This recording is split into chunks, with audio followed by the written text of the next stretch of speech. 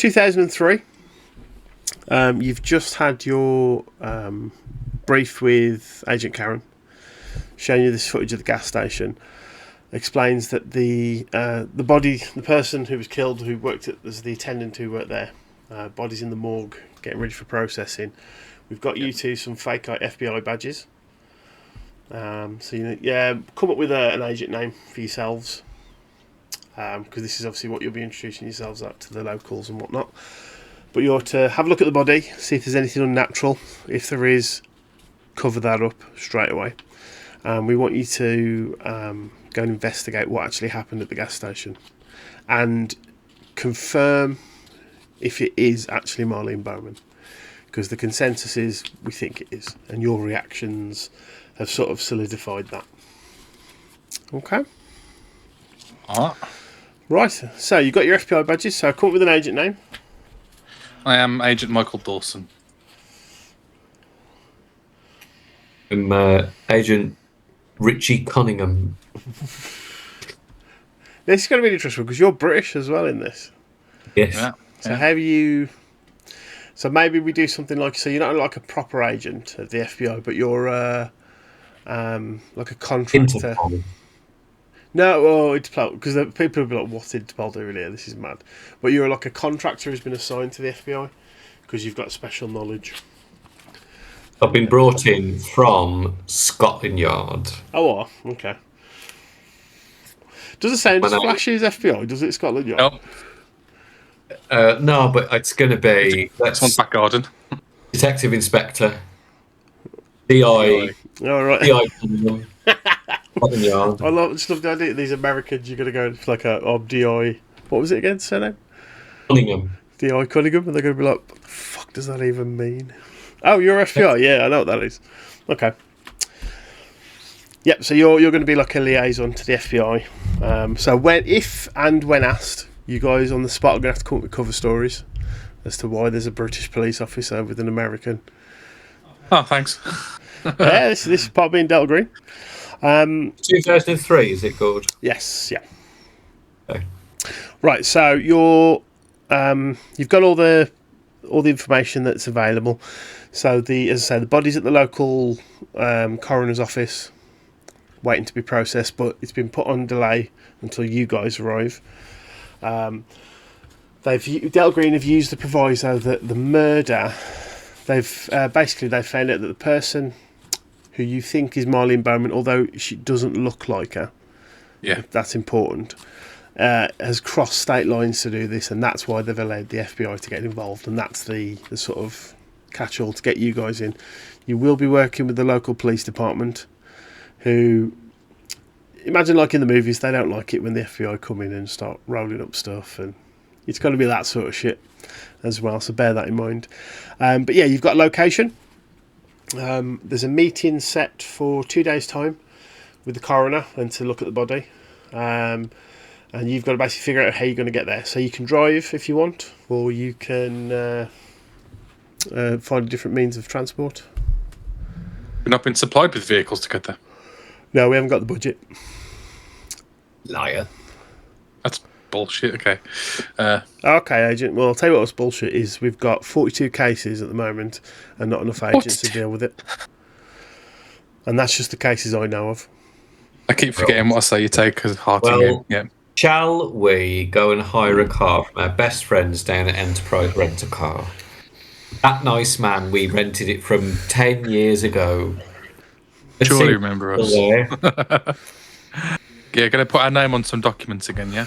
Julian Ravel. That's his name.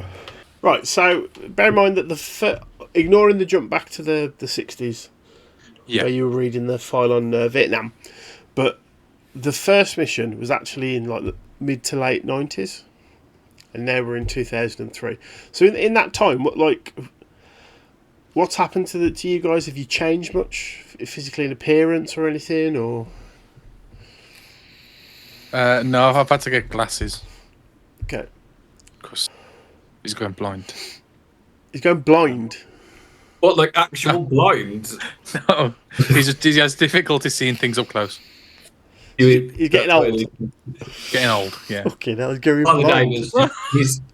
His black hair has started to become flecked with grey now. Yeah. But also, you guys, I'm assuming, have not spoken at all since the first mission. Haven't. So obviously, you met up with Agent Karen when she briefed you on this. So you go into Enterprise. That man's not there. Oh. Sorry. But there's a nice young lady called Raquel, and she sorts you out a hire car. How many days do you need it for? I don't know. Where are we going? How far? You got about a 2-day travel driving. Then, however long it takes. I think we need at least a week. I'd say a week minimum. Yeah. Okay. Well, Go for a week. Also, 2003, so internet's more readily available. 3G's about, or even 4G possibly at this point. So you've got 2003. Yeah, you'll have internet on your phones. If you need to extend, obviously you can go on the website and extend the hire. But yeah, what sort of car would you like? Is there anything in particular? A reliable one. Yeah. Something that'll get us where we need to go. A Prius then. Like a Prius. Yeah. Can we have it in black, please? Right, we'll roll. Because it looks cool. And like really shiny. If you pass, she's now going to go back and just paint it now with a marker. Yep, there's a black one for you. A marker? You'll be there all day. Right, Let's do a look roll. Exactly. No, it's quite it's a horrible beige that's slightly discoloured. Well, we just like need the stained. car. And it's the equivalent to a UK sort of 69, 70 plate. So it's not Fine. best nick, but it runs. It runs, and it's Well, comfortable. I don't understand that, so. And she makes a point. The aircon does work in this one, and it'll have a CD player in. Yes. So you who's driving? Me. Congo. Okay, so do you guys want to talk RP anything on your journey? Bear in mind, this is the first time you've seen each other in 10 years. Yeah, just have a little catch up on the way. Yeah, see what you've been doing. See if you're seeing like Harlem and everything, and how's it going. If you've got a wife, or I'm a Roman Catholic priest. I don't know what that means. I'm sorry. I don't have a wife or children That's just taken vows of celibacy. That's just bullshit. Sorry, but well, that's why vocation. just because you believe in something doesn't prevent you from having a life and loving. I've got people. a really good life. But surely, like a life with somebody. I've just given it. I'm devoted to Holy Mother Church and the vocation of God. You've done something I could never do. It's really good, and the dressing up's great. Yeah, I'm still in Harlem. Going well. I'm doing a lot more work with senior clergy in the archdiocese. Have you done any exorcisms or anything? Not done an exorcism yet. I've investigated a fair few exorcisms, done some clearings, house blessings, encountered a few things that have been questionable, but... What entails investigating an exorcism? Is it just like going around and seeing if the child is like worthy of an exorcist, or is it just, crazy? You just ask them some questions, fill in a questionnaire. It's just a paper. What day is this? It's just a little form I fill in. Can you guys give me an alertness roll, please? Oh, fuck's sake. You're taking your eyes off the road, the car's about to crash. Okay. Yeah. Yeah, I've taken your screens as role play. You're both just looking at each other in the car. Oh, Just, yeah. MIA, I presume, Zed. Credits. I failed. Life back because my alertness is 21. I've got 42. So. Okay, that's right. Sick. There's nothing there. So for the first night, it goes pretty smoothly. You get a hotel room, little motel sort of thing. Single bed, yeah. Are we sharing a single bed? It's not spacious, is it? In one bed. You've got a credit card, obviously, for the car and a motel room and stuff, and food and whatnot, some basic bills. But as long as you don't take the mick and just go, oh yeah, just credit, I'm buying a whole new car for myself to the Delta Green account. Otherwise, it'll be like, I want receipts. What have you done? Why have you bought this? But yes, within reason. Yeah. First day goes uneventful. I want you both. So that first night, so you're in the motel room. You've gone out and had some diner food. That was all there was there really, because it's not out in the sticks, but it's a bit more rural than the cities. Can you both just do a sanity roll for me, please? Oh no! I know. That food must have been bad, man. No, I'll explain why. Pass. Oh, critical pass, 22. Okay. Do I gain sanity? Nope. Well, Here we go. 90s, 80s. 89. There he is. There he Yeah, is. close 90s, yeah. Okay. Right. And I got Got it. it straight from there. What are the titles of these videos? Is oh my god, Graham rolls a 4. You watch that. When it matters, he'll pull it out. Always do when it I'll do a matters. bit of When he's in a library trying to do a knowledge check, that's when he'll get it. That's my time to shine. Okay, so that night, are you having separate rooms, or are you having like a twin room? How do you want to do it? twin room. Have a twin room. Okay. Yeah, it's more budget friendly. So you've gone for some food, had a drink or whatever, if that's your way, if you're inclined, and you settle down for the evening because tomorrow you want to set off nice and early. It's about 10 o'clock at night, and you just sort of TV's on, so a bit of brief chatting and a catch up, and then slowly you drift off to sleep. And Div will do yourself first. So you're dreaming, and your ranch is there. And you can hear the strange noises from the cattle that you heard. Yeah. What do you do? I'll go and investigate. Okay, so you've woken up in your bed. Like, yeah, I imagine it's quite early in the morning, so I'll grab my flashlight, I'll grab my Pants are gun, wet.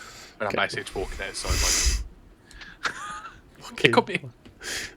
Yeah, okay. It's I just did set up- hear what I heard. Yeah. Okay, that was okay. Yeah. Okay, so it's 3:33 on the clock. You get up, grab your rifle, run downstairs, and you're basically running across the yard in your boots that aren't tied up properly. You just got your shorts on, and you can hear these weird cattle noises, and it seems like they're in pain. All of a sudden, there's this bright blue light that sort of hovers above the cattle sort of fenced area, and you stop dead in your tracks looking at this thing, and it's pulsing slightly, and it makes like a maneuver that just makes no sense. It sort of does a J and goes up really quick. Yeah. And it's clearly not a man-made vehicle. I will go and check on the rest of my cattle to make sure they are okay. While that was still quite, disarming to see, I'm still concerned about my cattle. Okay, so you get to the cattle pen.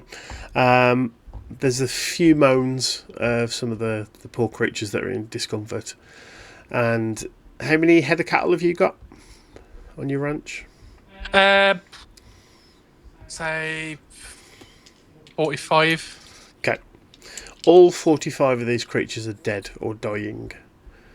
And what's really weird is the ones inside the actual shed, because because they've got this really good fence on them, and obviously with the heat and stuff in Texas/Minnesota, wherever it is you're from. You leave there's a little like door that's open for them so they can go out and have a walk around in the night. Yeah. What's really weird is there's about 4 or 5 inside the actual shed, and they're completely dead. They're not in pain or anything, but they have had all of the flesh from around their neck. It's completely singed, and they're just their skulls on show. There's no internal organs, blood or anything. No blood on the floor. It's as if something vaporised their head and the skin and has just left the skull attached. And then as you go out into the fenced area, similar sort of thing, but different body parts on the cows. Some of them are just crying out in pain. Yeah. And looking at the state of them, they're not gonna. Yep. Yeah. Okay. Yeah.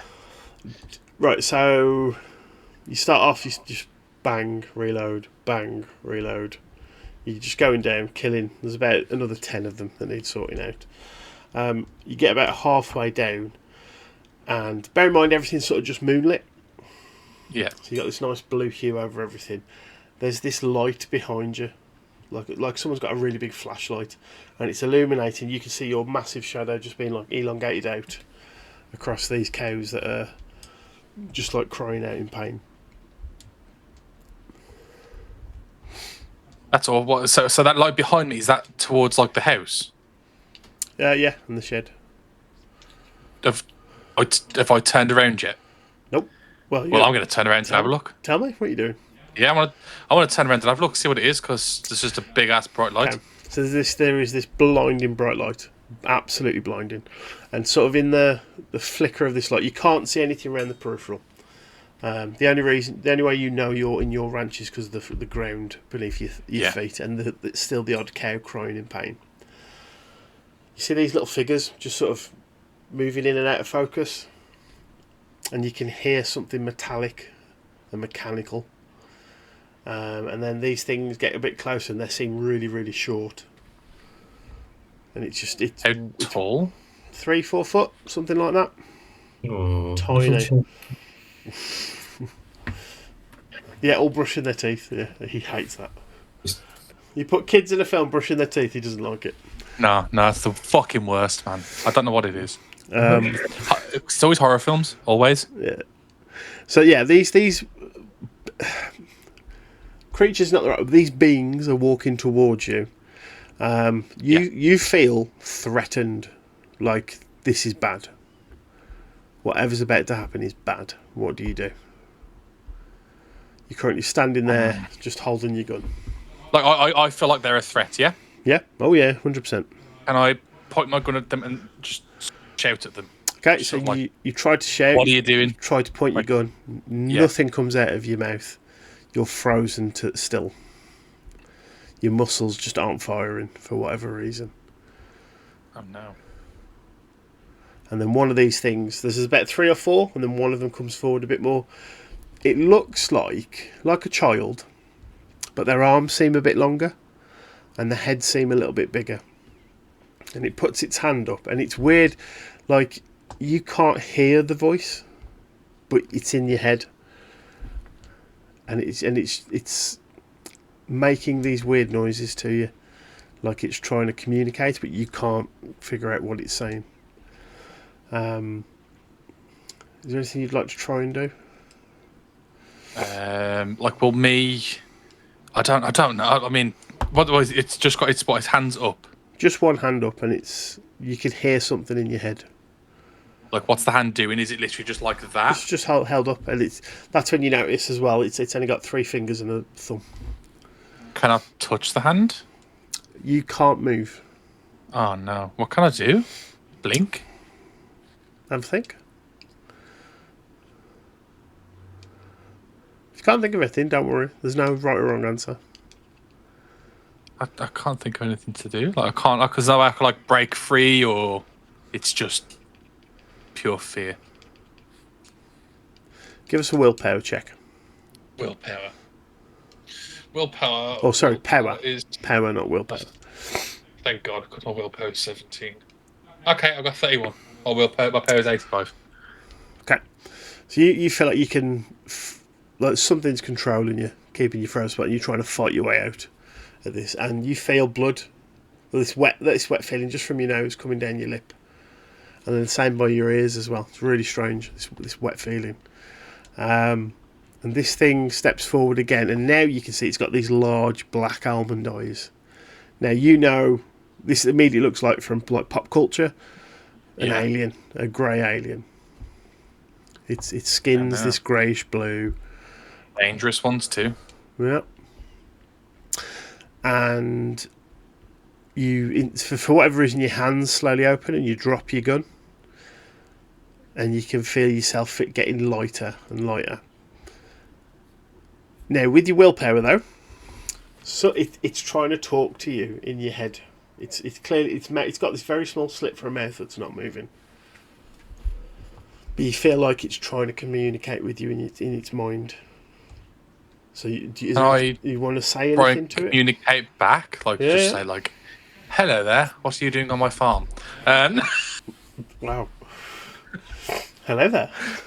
Hello there. But like you like to say that. Sorry, Sue, stethoscope. In you go. Yeah. General Kenobi. Now, can I just be like, just blunt, just straightforward, like, what do you want? You're going to ask it like that, yeah? It's not like aggressively, but like it's in my head. Just what do you want? Like, what do you want? What do you want from me? You hear the word show in human. Show. In English. Show. Yeah, you hear the word in English, but it's not an American or an English speaking voice, and you just hear the word show. Show me what? Accept.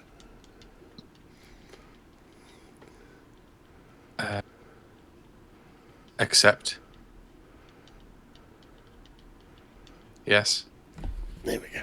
Okay. Yeah. Okay. You immediately the lights just turn out, as if someone's just turned like headlights off that are blinding you. Next thing you know, you are looking at this beautiful nebula up in the sky, and you sort of float. Yeah. You're floating around, and you feel like you can almost like you're swimming almost. And you sort of, do you want to like move around because you've got like full movement of your limbs now? Am I in like a water type substance? Nope, you are in the middle of the sky as if you're floating. I mean, yeah, but I also don't want to move around too much. Like, can I like just spin? Yeah, so you get yourself and you sort of slowly spin around. This is when you notice you're in the middle of space. You can't even make out Earth or the moon. You are somewhere else in the cosmos. There is this nebula in front of you and all these stars, and that's all there is around you.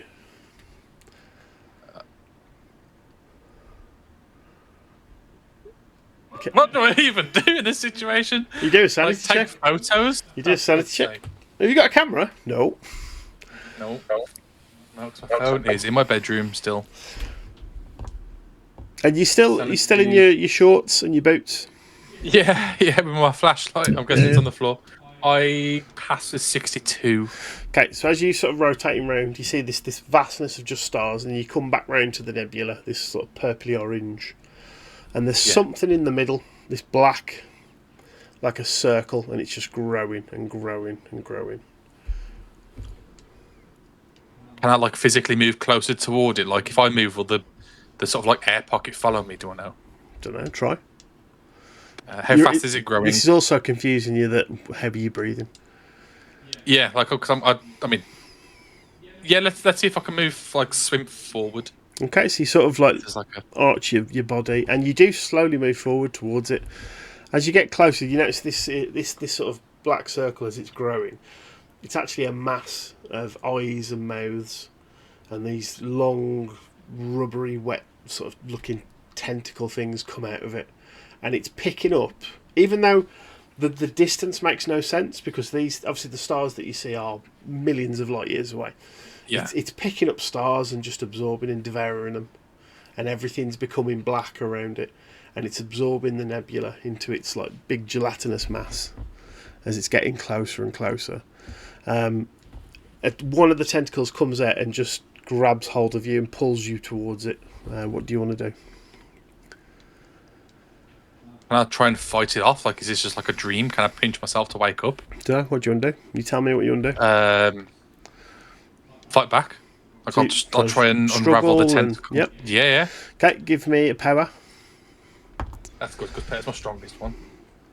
And I failed by 1. Fuck. Was it critical or anything? No, it's 86. My power is 85. So as you're struggling, it's as if this whatever this mass is, it's picking up that you're trying to get away, and it just yanks you in really quick.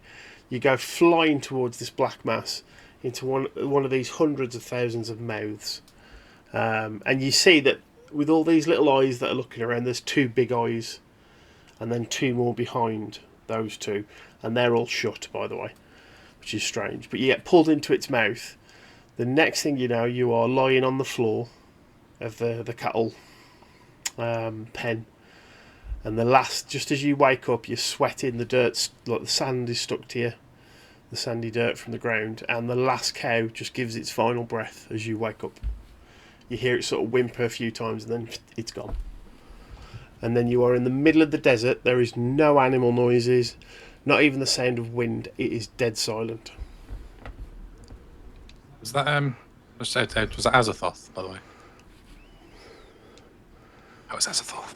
If you saw Azathoth, you'd be going mad. So, can you do one more sanity check for me? I might be going mad here, yeah. So if you lose five or more in a single roll, that's bad. Fail. Okay. So in total, lose 4 sanity. Oh my So God. 2 from your 2 past rolls and 2 from this failed roll. I almost had a mental break there. Yep. You can push it onto a bond, remember?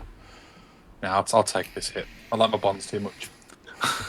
So you're currently, so this is, as I say, so you're back at your ranch, lying on the floor, sweating. You get yourself up, all the cows are dead. You've obviously put down a few, but the rest of them have all just died now. What do you do? As I say, there is no sound at all. Apart from the noise of you like moving dirt as you're getting up. Oh, okay. So I'm not like on deaf. Okay. No. Can I call? Oh, fuck, I don't know.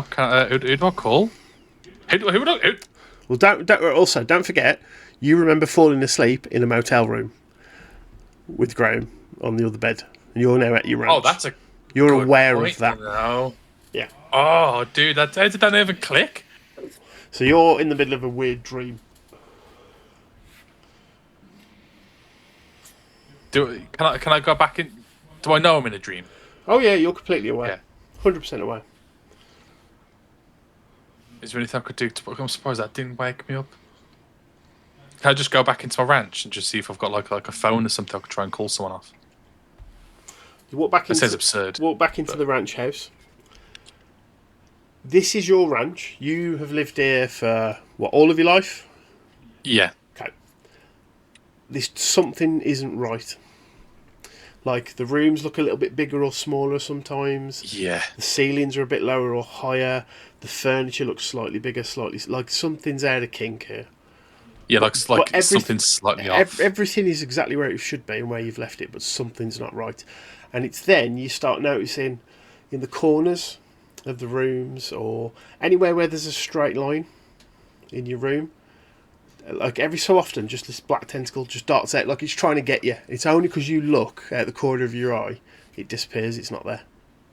So like when you see stuff like in the corner of your eye and you turn to see it and it's gone. You know something was there, but you obviously can't prove it because you didn't see it. It's like that, but it's almost like these black tentacles are trying to grab you. Okay, there's got to be something I could do to break out the dream. Like, why is this protective bubble here keeping me alive, or protecting me from? There's nothing around like the room that gives me any idea as to what it is that's protecting me or why it's protecting me, but something's protecting me. Well, you don't know if you're being protected. You're not sure, but you are in a dream. How do you wake up from a dream? You fall from a height. Don't know. How do you wake Can up? I pinch myself? Yep. Does it do anything? You don't feel anything. But your mind says that something like that might work to wake you up. And the whole time these tentacles, and your head's on a swivel now, trying to almost like as if you're trying to stop them. Is my gun in the field still? I'll say you brought it in with your flashlight. Okay. Can I shoot myself? That'll get me out of the dream, won't it? Right. Sanity roll. Oh, for fuck's sake. Sanity roll against helplessness because you're going to resort to. What does 100 do? Oh, that's bad. That's bad. Right, lose 4 sanity. So you at a breaking point or anything yet? I'm on my breaking point. Okay, so it's when it goes below. Right, you can't figure a way out. You turn the rifle on yourself under your chin. And you sort of get this serene moment like, this is the only way I can get out of this. And as you sort of like your mind gets to that point where you're like, okay, I've got to do this. It'll be fine. It's a dream. I'll be okay. These tentacles are now just coming out of everything. Like it's not even the corner of your eye now. They are just coming for you as quick as they can. And you pull the trigger. Okay. We'll get back to you and whether we need you for the rest of this evening. No, we can't do that. Dude. Father Carrick. So, you two have drifted off to sleep. Nice. You're walking across this church ground somewhere, but this feels like it's a church back in the UK. It's green, there's nice trees, it's quite a big big grave. There's lots of headstones, and you just walk it. It feels quite peaceful. The sun's on your back, feels nice. Your phone starts to ring. I shall take the phone out of my pocket and look to see who's calling. Right. It has unknown ID on the screen, but you click answer. Mm-hmm. There's this weird crackling, and it's like I don't know what that the instrument. It's like it's just a piece of rod, and when you can hear it, it goes. Woo. Oh yeah. I can't remember what they're called. It's got a weird name. Olophone or something Yes. mad like that. Yeah. It's like Olophone. in the background of when this voice comes out and starts talking to you. There's like that every so often. There's this woo sort of noise. It feels it's like really weird. Like the guy from the Techno Union Army. Attack of the Clones. Why are you tuning yourself in? Why was he messing with it? He was speaking fine. Yeah. And this voice is just Father Carrick. Speaking. Where are you? I'm in the churchyard. Where? Don't even know why I'm down. If this is muffling it enough on the. I can hear it. Okay. I'll look around. You're in the UK, but you're not in a churchyard you recognise. I don't know which church I'm at. I need a point of reference. Look up at the church. Road sign, something. Okay, I'll walk down to the road. Yeah, and again, it's really nice, peaceful. It's lovely. Do me a power roll, please. Oh.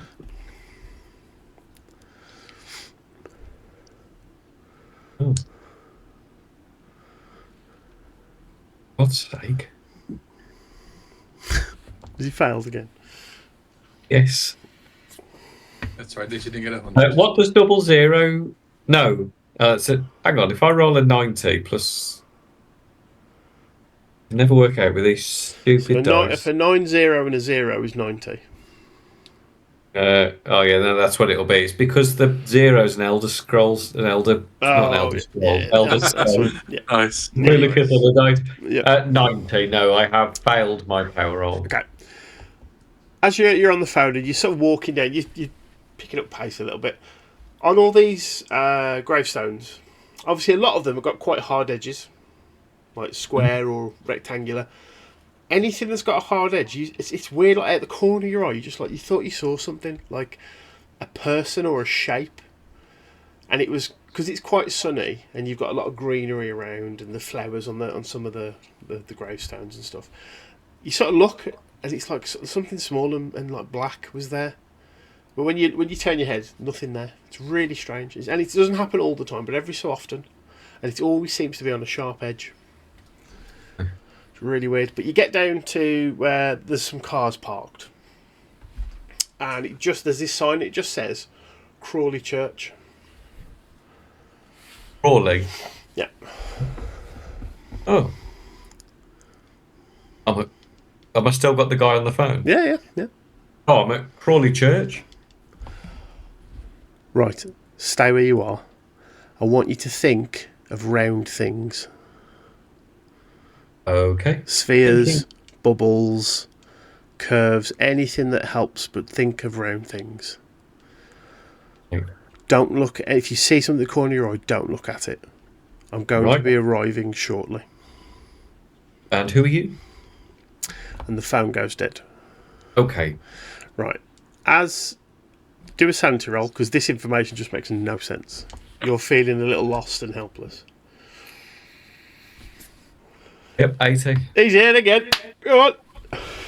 Okay, so these shadow things in the corner of your eye are getting more and more apparent, and you start to feel like I'm in a dream. I was in the motor. Hang on, I was in the motor. You never realise I'm in a dream. I'm in a dream. This is not real. A man just starts walking up the across the car park towards you. and you notice he's wearing early 80s type clothing. Not too weird, because obviously fashion comes back around, but he's very 80s looking in his attire. He's got like a colourful shirt with a large collar, and then on top of his shirt with the collar pulled out is this like brown leather coat, some nice slacks and some nice blue shoes, and he's just coming over to you, and he looks American, if that makes sense, like you'd see in a film. Yeah. I picture it Starsky and Hutch type. Yeah, but that's yeah. He's 70s. Big Ray-Ban glasses, and he's got a cigarette, and he's just coming over. He's like, Father Carrick? Hello. Oh, brilliant. He just puts his hand on your shoulder, like really quite forcefully. Ooh. And he's like, right, just look at me, look into my eyes, do not look anywhere else, this is important. Okay? And then these shadows are coming in now. Like, it's because you're looking, are you going to break sight or anything? Okay, so you're looking straight ahead, all here in your peripheral, it's encroaching in from above, below. This, and you're not feeling right, something's wrong. And this guy's just like, right, you're in a dream, you're going to wake up back at the motel room, don't worry, okay? Wonderful. Can we go? I've tried talking to the other one and I can't get through. I'm going to be meeting you after you've seen the body. Just remember, Agent Fox. I'll call you and I will tell you about the Midsummer Roses on the 3rd of June. Right. Midsummer Roses, 3rd of June. Do not forget. Okay. Don't forget, Agent Fox.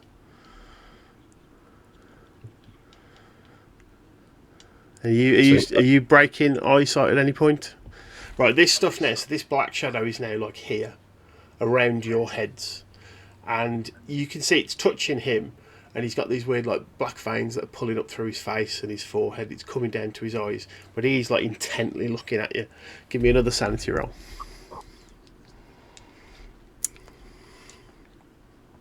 38, yes. Okay, his face starts twisting. He's in a lot of pain, but he's still like really like fervently holding on to you and just looking at you, going. And he's just repeating, Agent Fox, the Midsummer Roses on the 3rd of June. Do not forget. Agent Fox, Midsummer Roses, 3rd of June. Can we go? It will be me. You must understand that. It will be me. And then all of a sudden, he just lets go. All of this black stuff just goes, and you jolt yourself awake, and you're in the hotel room. And you sort of, as you're coming through, he's lying on his bed, just murmuring. He's clearly sweaty, like he's got a sweat on, and he's just tossing and turning. And then you see him, he's lying there and he's doing this by his chin, and his hands down like by where his groin is, like this, and he's doing this motion. And then himself. he suddenly just bursts awake. With me just sitting up looking at you. Gray, I need you to lose 3 sanity, please. Remember, you can chuck it on bonds if you want, people. My character go for a smoke. Right, well, I'll tell you what I'll do. Because this will be quite cool as well when I come back to edit it. I'll be right back in real life. Continue to roleplay. Okay. Oh, he's turned his camera off, thank the Lord. It's 3:33, by the way. Yeah, I've got that down the note. The witching hour. Are you okay? I just had the weirdest dream. It was so surreal, like it felt so real. You're right. You're up at this time as well. What time is it? 3:33. That's weird. Okay. At this point, my character just grabs his rosary beads off the bedside table. And my character picks up a cigarette. Just. Yeah, I just had a really horrendous dream as well. What was yours about? I was back home. We were in England. I was walking through a churchyard, and this man came, and there were all these shadows, and he said to me, what did he say? He's going. He knew about the body. He said he's going to speak to us. Agent Fox, Midsummer Roses, 3rd of June. What the hell does that mean? I don't know, but that's what he said. He said I had to remember. It was a weird dream. It could have been nothing. There was shadow. Oh, it was horrible. It was horrible. I don't like it. But dreams are dreams, right? Dreams are dreams. But do you not believe that dreams have some sort of meaning behind them? Well, often it's psychological. Oh well, I'm messed up then, I mate. investigate this for a living. I could be thinking about, what we're investigating, the things we've seen. It could all just be playing on my mind. But then my dream makes no sense to what we've seen. What was your dream? Very similar to yours. I woke up at home, but you know when, like, you're in a dream, like, it's your home, but it just doesn't look like your home. Well, okay, like it's weird. And then so I heard my cattle screaming. So got my gun, I'm wearing I think like vest, shorts or something at the time. Running out to go and investigate, and all I see is this basically giant bright light. Basically, long story short, because there's a lot of, like seeing like gruesome dead cows, putting them out the misery. I then get taken somewhere. So at this point, I'm then like in space after seeing like all these weird little aliens. Yeah, like 3, 4 foot tall, like literally like as you just see in like a film, like grey, big black round eyes, 3 fingers. Like, it was weird. And then it was talking in my head. It was like, show, accept. So I accepted, and then next thing I know, I'm in space, and I see this nebula. This nebula's then, it's getting devoured, and it's just, it was weird. There was all these tentacles, eyes, and it grabbed me, took me in, and next thing I know, I'm back at home. I can't look at the corners of the room, so no, I have to look at the corners of the room, because the corners then have tentacles coming out of them if I don't, and I can't think of a way out. So then I grab my shotgun and I just try to shoot myself. It was.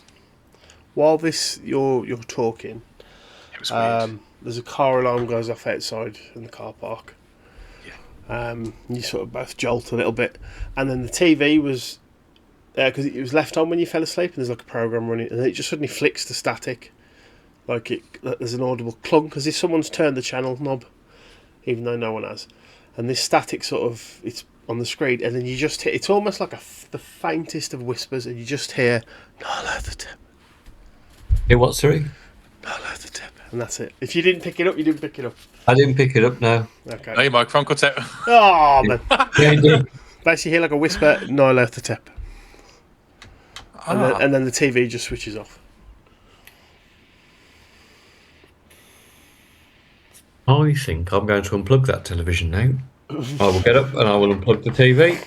I feel like that ain't going to work, to be fair. And God, I will just, as I stand by the TV, I'll just say a couple of prayers and just a little blessing over the television, and then I'll go back to bed. You're going back to sleep after that? Yeah. I'm done. Okay. It was a dream. They were dreams. We had the TV on. You could have heard, we could have had some weird show on that we could hear while we were asleep. Weird show at 3 o'clock in the morning. It's probably just teletext. Was that a thing in America? Both give me a power roll, please. Teletext. Yeah, I know. I missed that. Ooh, 22. Okay, I got an 18. I'll pass. Well, Well, you got under your power. I don't know if you pass. Oh, and an 86 for Grey. Okay. Oh, What did you 3. get? A 3. Oh, okay. This back and forth goes on for a bit, but you do eventually go back to sleep. Have either of you lost willpower? Are you below your maximum? I am, yeah. I should be on 54. I'm on 46. Okay, so each of you get... Probably not willpower, sanity. Willpower. Okay, no, not sanity. No, willpower. 17 willpower. Not willpower, no. Okay. No. Okay, so yeah, if you get 6 willpower back if you're below your maximum, but you manage to get a good night, well, an okay night's sleep, and you wake up the next morning, get yourselves ready and get in the car. And you should arrive at the coroner's office by about sort of 12ish. Did you now? While I was gone, did you tell Div about the message and when Yes. when you're supposed to meet this guy? When we see the body. Okay. All I remember. Yeah. Okay, so you're driving up. We'll call this place Maris County. So you'll be working with the Maris County Police Department, and you're on the way to the coroner's office. Now you pull up. They are expecting you. You've got your fake. Well, you've got a fake FBI badge. You've got it's a special agent badge because you're a liaison officer. Well, can I check the date today? Yeah, it's 3rd of June. Okay, cool. Okay, so you pull up to this coroner's building. It's because it's quite a small county. It's actually attached to the hospital, which you look and you go, that kind of makes sense actually.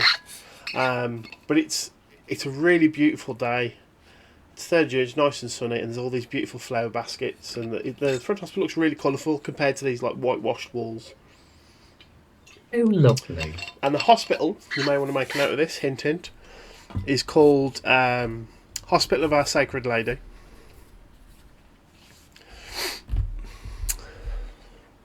What does that ring a bell?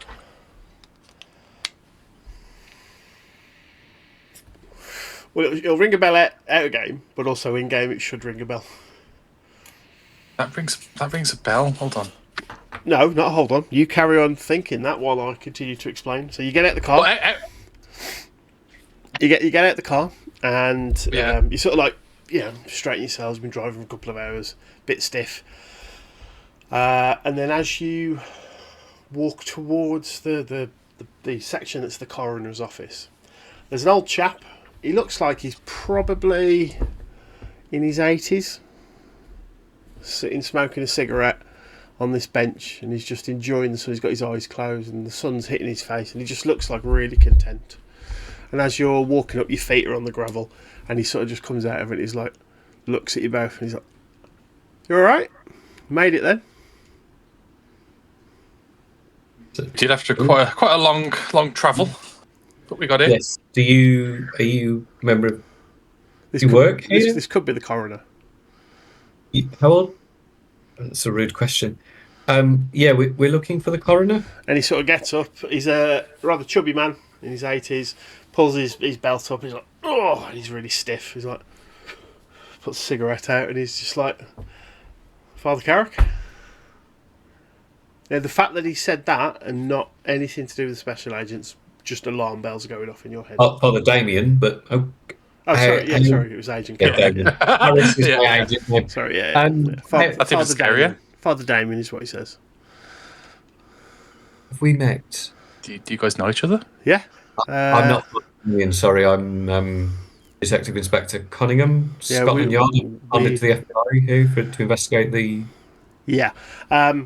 So the flowers are beautiful, aren't they?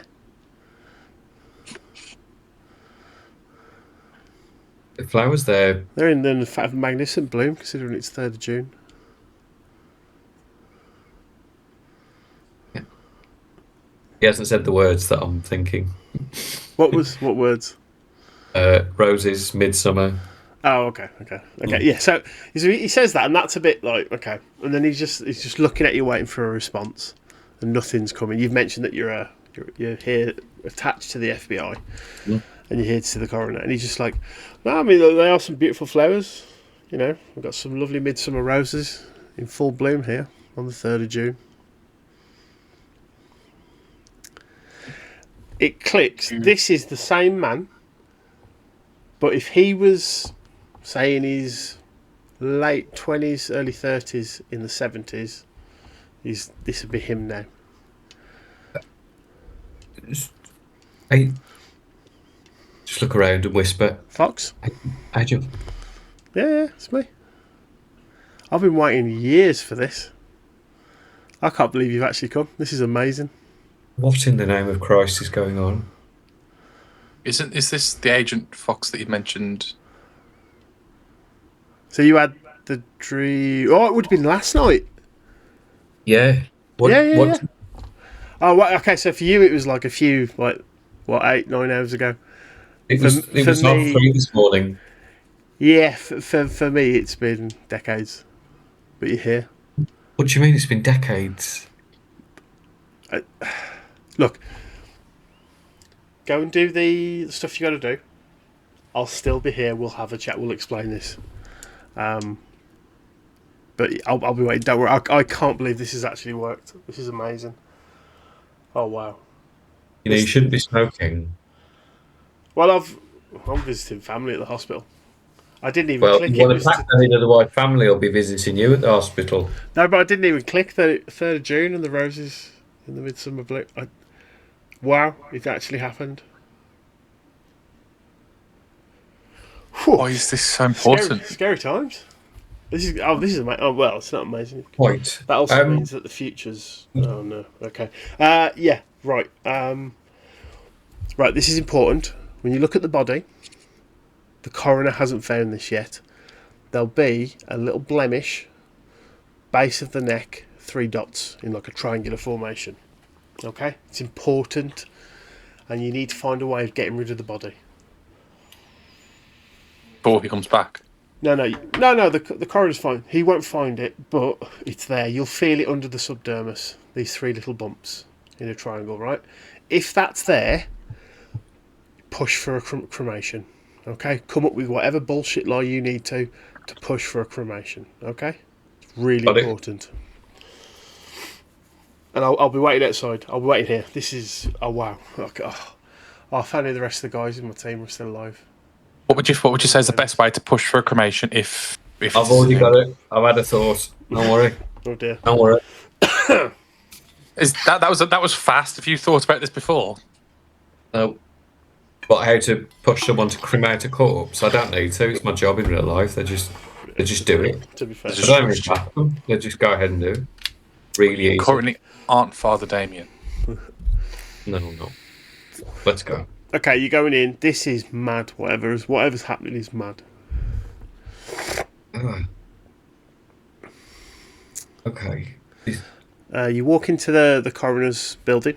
There's a lovely old lady. She's got a little name badge that says Julia, and she just sort of looks at us. Hello. How can I help? Good afternoon. Hello. We are here to. We're here to. We've been sent. We've been here to look at the body. The coroner's office, Coroner's office. Right. Yeah. We have a lot of bodies here. Name? Forgive my friend. He's been driving a very long time. I'm not very good when it comes to talk to such attractive ladies. Sorry. She gives you a puzzled look. She's in her 70s. Yeah. Yeah, I like my old ladies. That shit's not going to work on her, mate. Kurt, what's your fake name, by the way? Again. Crap. I wrote it down. I love how he's tripping up here. Agent Michael Dawson. I'm just going to do a look roll for Julia. Sorry. Madam, this is my colleague is Agent Dawson of the FBI. My name is Detective Inspector Cunningham from Scotland Yard. I've been seconded to the FBI. When you're here to see the coroner. Yeah, the murder victim. Yes, sad. Yeah, brilliant. Have you got your IDs, please? We certainly do. And you hold them out with the little flaps down. She just sort of puts her hands out to grab them. And we let go. Thank you.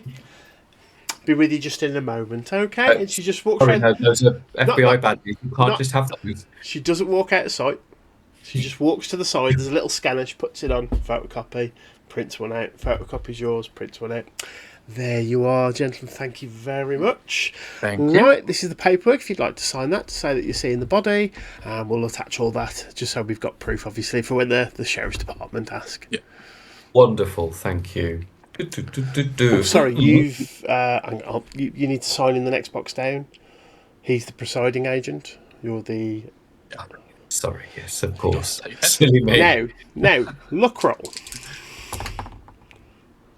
You sign it, the correct agent. Well, detective inspector. You don't like sign Damien or anything else. Yeah, that'd be funny. That would. Yep. Oh no. Because at the moment you got 3 identities all on one go. Right. That's an actual role. No, but I just want to do it because it'd be funny. Div, same again. You sign yours fine. for detective You inspector. sign everything. Cunningham. She's really That's happy. you. She's like really Agent lovely, Dawson. and she's like right. And she files everything away. I'll be just with you in a second. She puts all the paperwork in a little manila folder and puts it on the to sort on the little like rack. And she walks around the corner. Anything you want to do? Do we follow her? No, she's just said just wait here. Oh, Just stand and Just wait. wait We there. are. Cool. Make sure I've got my badge on with this little chain around my neck. you really don't think she's attractive? Is it really just me? She's clearly in her 50s. Okay. And there's nothing wrong with an old bird. Jotting that down. I mean, she's good looking. Like, We're on damn. work. We're professionals. And Yeah. you hear a, Just a couple of footsteps. She Clench. comes back round with this old man, white hair, white coat, and he's smoking a pipe, and he's just like, "Morning, gents. Thank you. Must be the Julie. coroner. Morning. Thank you very much, Julie." And she's like, "Oh, and your coffee and donuts are ready for you." She's like, "Oh, you're a star." Right, gents, if you'd like to follow me, All right. Agent. I am Agent Dawson. So you're the FBI guy, and you're the attaché specialist from the UK. The content specialist from the UK, yes. Okay, cool. Well, It's not odd, yes. follow me. And as you Yes, walk sir. down these corridors, and you'll eventually go downstairs to the basement area where all the stuff is. He's just quizzing you, not that he's pushing for information. He's finding it fascinating. Why is there an attaché from another country involved in a murder mystery over here in the States? What you got, Gray? Well, sorry, Doctor. Oh, Dr. Hoffman. Apologies. Where are my manners? Oh, you guys, you like Cup of Joe? I mean- Oh, yeah. What about the tea in America? I will have coffee. I'll take a. I'll take a cup. I've got some of that old English blend. As long as you don't make it with the milk first and then put it in a microwave. Oh, no, kettle. No, see, Julia's family are Canadian, so they know how to make good tea. But so he stops where he's walking and sort of echoes you into this little side area. Where's a little kitchenette, and he starts putting the kettle on. And there's the American with the big jugs of coffee. Yeah. He pours two, one for you and one for him and one for you, Div. And he's like, cream and sugar. Just black, thank you. Black, yep. And he puts like 3 sugar cubes in and a load of cream, and then makes a tea. And although it's a little bit weak compared to English tea, it's not a bad little job there. I'll give a little. Harvey Keitel. Yep. That's going in my notes. He makes a decent cup of tea. That scene. Okay, yeah, so he makes your tea. And so he's just sort of sitting there, sipping his coffee. You're all having your drinks, and he has a donut, offers you one. And he's just eating one. And he's like, so, yeah, what have we got a UK, I believe, what is it, plod, they call you? Why have one of you over here? I'm a little bit more than a plod, Doctor, but thank you. Confidentially, Doctor? Oh, I won't divulge anything. I mean, the sheriff knows you come in, so... We have reason to believe that the deceased is part... Oh, you're frozen. No, You there? Yeah, with that. We have reason to believe that the deceased is part of a potential terror cell in the UK that has links to Al-Qaeda. Oh, so you here to identify? We're here to identify, but also there are potentially substances that may be down to biological warfare that we need to rule out. I was not told any of this, otherwise I'd have had the body in a quarantine. That is why they have sent us. There is nothing to... Hang on. Michael, down at the Costco garage, terror cell. We are investigating. We cannot say for certain whether this individual is part of that. We said he has links. Well, I can assure you it's Michael. I've known him since he was 12. And he's the one Sometimes, Doctor, it is the people who are closest to us have the darkest secrets. Please, our time is very precious. We have a report to write. We do need to see this body urgently. I have a report to get back to Scotland Yard. Does the sheriff know this? I thought the FBI was called it because it's over state lines. Usual procedure, but... That's the official line. Yeah. Whew. Wow. Obviously, Doctor, Yeah. you understand that if the body is found to have been exposed to certain biological agents, Now also, what sort of biological? Because me and one of my attendees have cleaned Michael down. We don't know for certain. The Novichok. The what? What? Did you just... Novichok. Not heard of that one. It's Anthrax and all that sort of stuff. But yeah, that's a new one. Novichok. There are links to Russia, obviously, who have links to Afghanistan, the 1980s. So yeah, because don't forget, FYI, Afghanistan hasn't kicked off quite yet. No, it hasn't. But the Al Qaeda, Iraq's going, but okay. Wow. I mean, obviously, this is urgent. There's nothing to say that he has been exposed to any chemical agents. But if he has, Doctor, we will need to cremate the remains after we have taken. Oh, completely. Yeah, understandable. But if he has been exposed, what? Me and my attendant, like, should I be quarantining now? Like, should Julie be quarantining? Should we not let the public in? It would be wise for you both to quarantine yourselves. Please do show us where the body is. Right, can you just hang on a second? And he just sort of doesn't run, but scarpers out, and he's going to say something to Julia.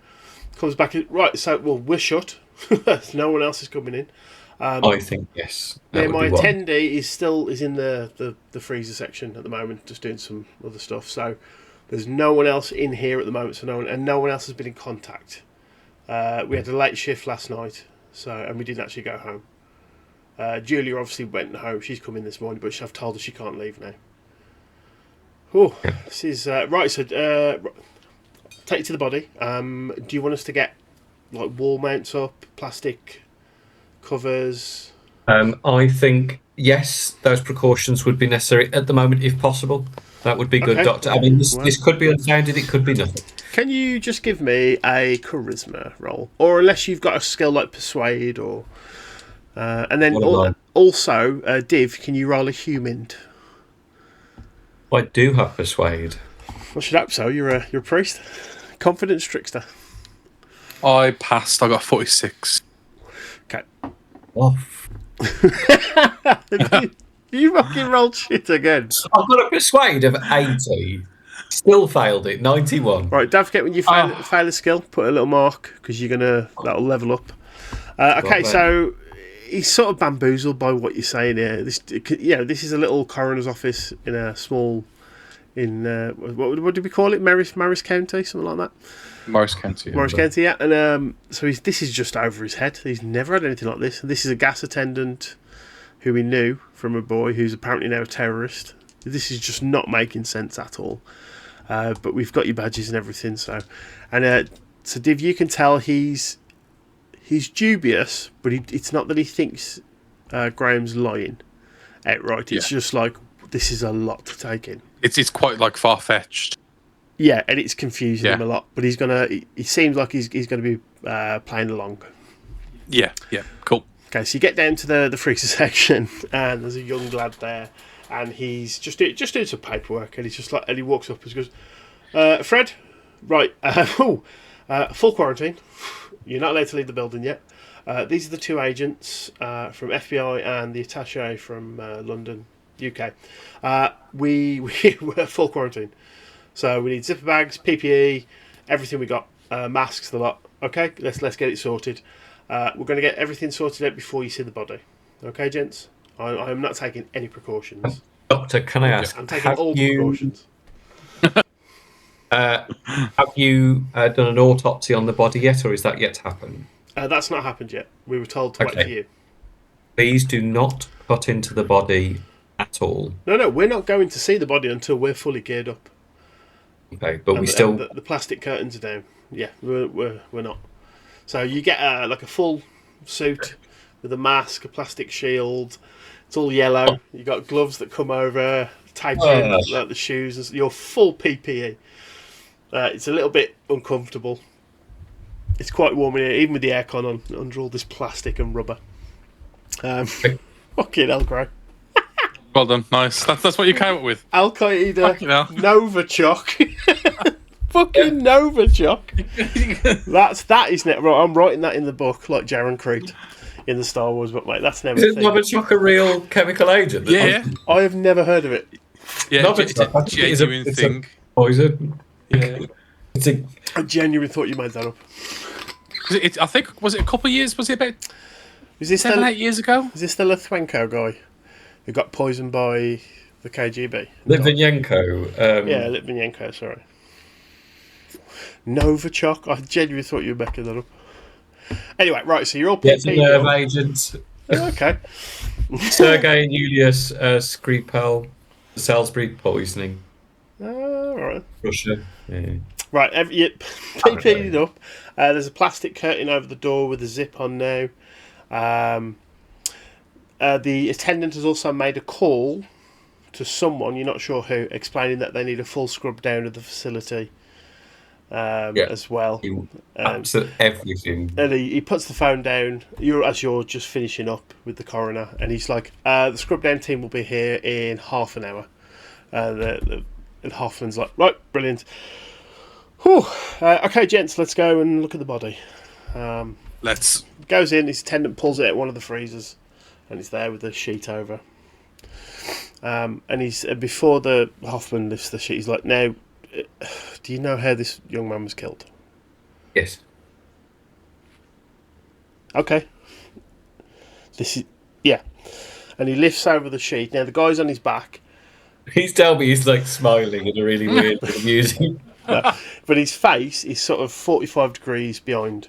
It's like his head's just been twisted. And there's a slight tear on the muscle and the skin on the one side.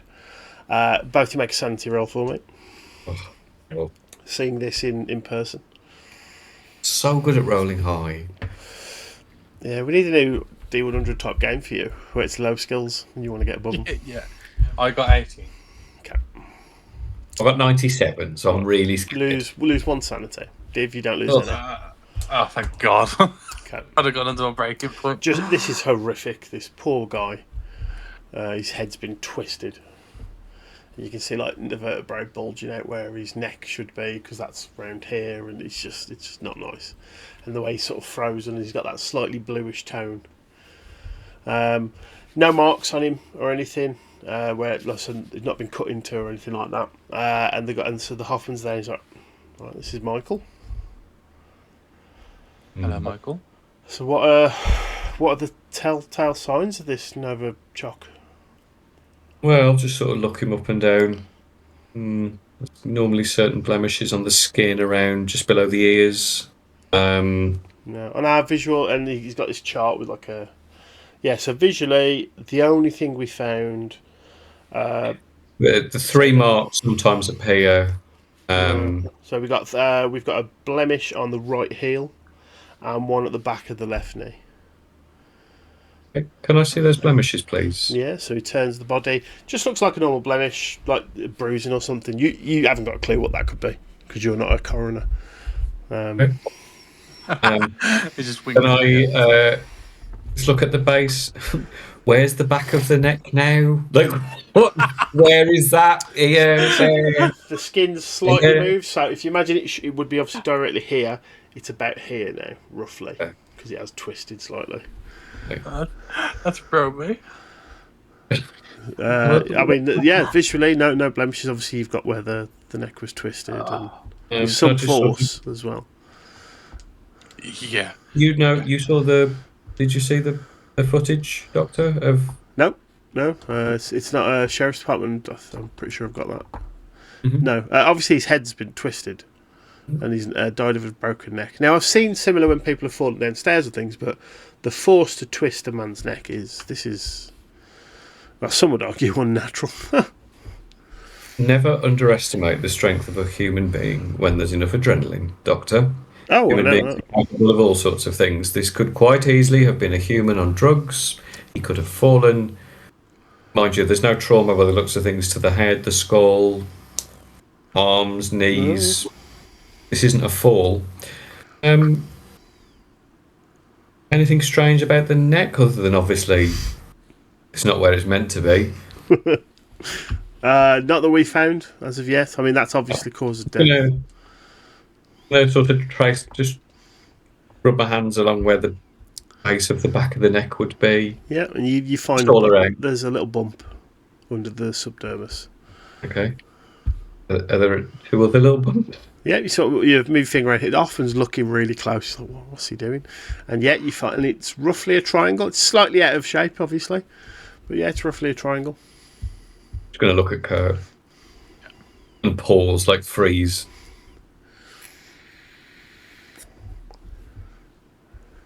Okay. Doctor, I'm very sorry to say this body needs to be cremated immediately. What have you found?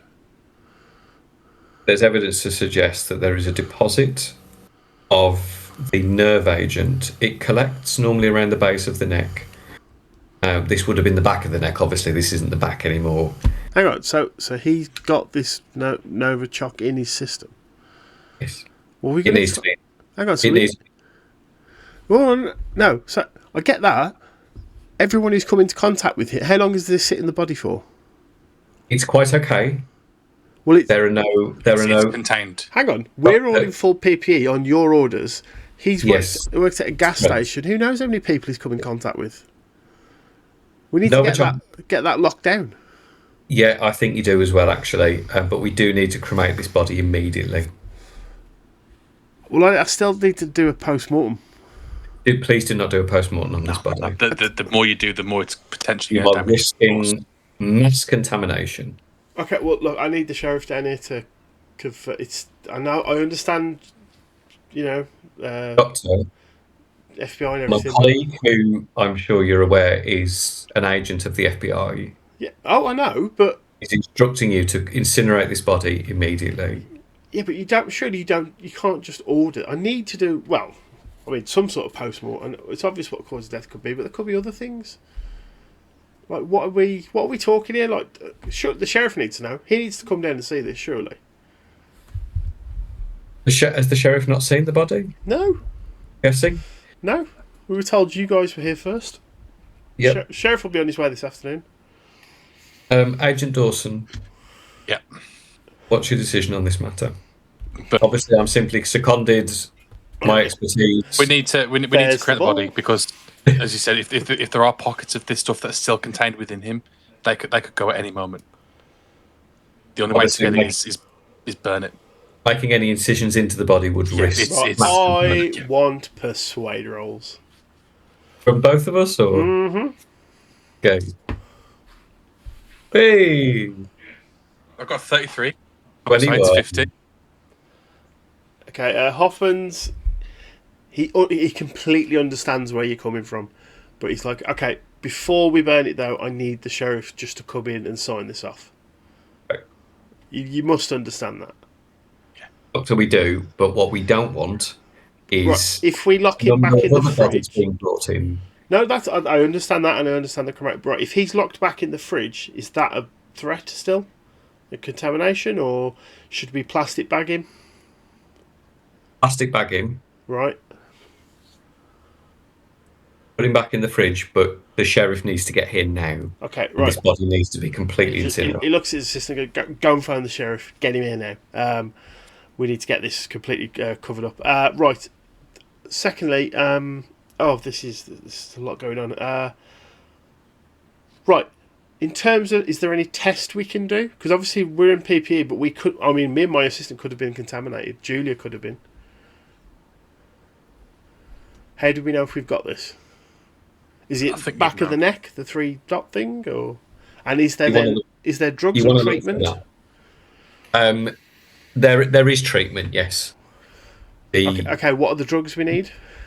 Well, we will speak to our higher ups at the FBI, who will be able to send a team down within the hour. But I can tell you now, Doctor. I'm rolling. Because you bullshitted that a bit, didn't you? Yeah. Okay. Doctor, you. So obviously, we're not all moving from this room. So would you mind helping me bag him, please? Of course. Please do be very careful not to make any cuts. That is how we will expose ourselves to. Is this PPE going to protect us? Yes, it will, but we don't want it airborne. Airborne? What? It's an aerosol? Nerve agent. But is it contact through the skin, or can it go airborne? Nerve agent. It can go airborne. See, his assistant is just pissing with sweat behind the mask, just looking blurry-eyed, like, and he's just on the But phone. Doctor, I do need to speak to you about. Sheriff, you need to get here quick. It's the corridor office. The agents have showed up. We've got bad news. Okay, thank you. And he just hangs Doctor, up. we need to talk about your cover story for this because obviously people will notice that the hospital has been knocked down. Knocked down? Knocked down. I meant locked. As in, not knocked down. The hospital has been knocked down. No, we're not knocking the hospital down. Hang on. No. Okay, so do I need to? Hang on. Do I need to have the hospital decontaminated and closed? No one's in from the office. You don't. No, Doctor, this is absolutely fine. You don't. But if anyone asks, Why did you say we need the hospital? Why do I need a cover story?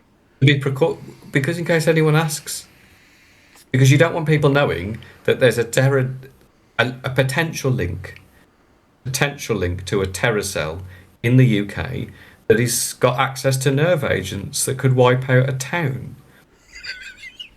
Fucking hell, like, lay it on.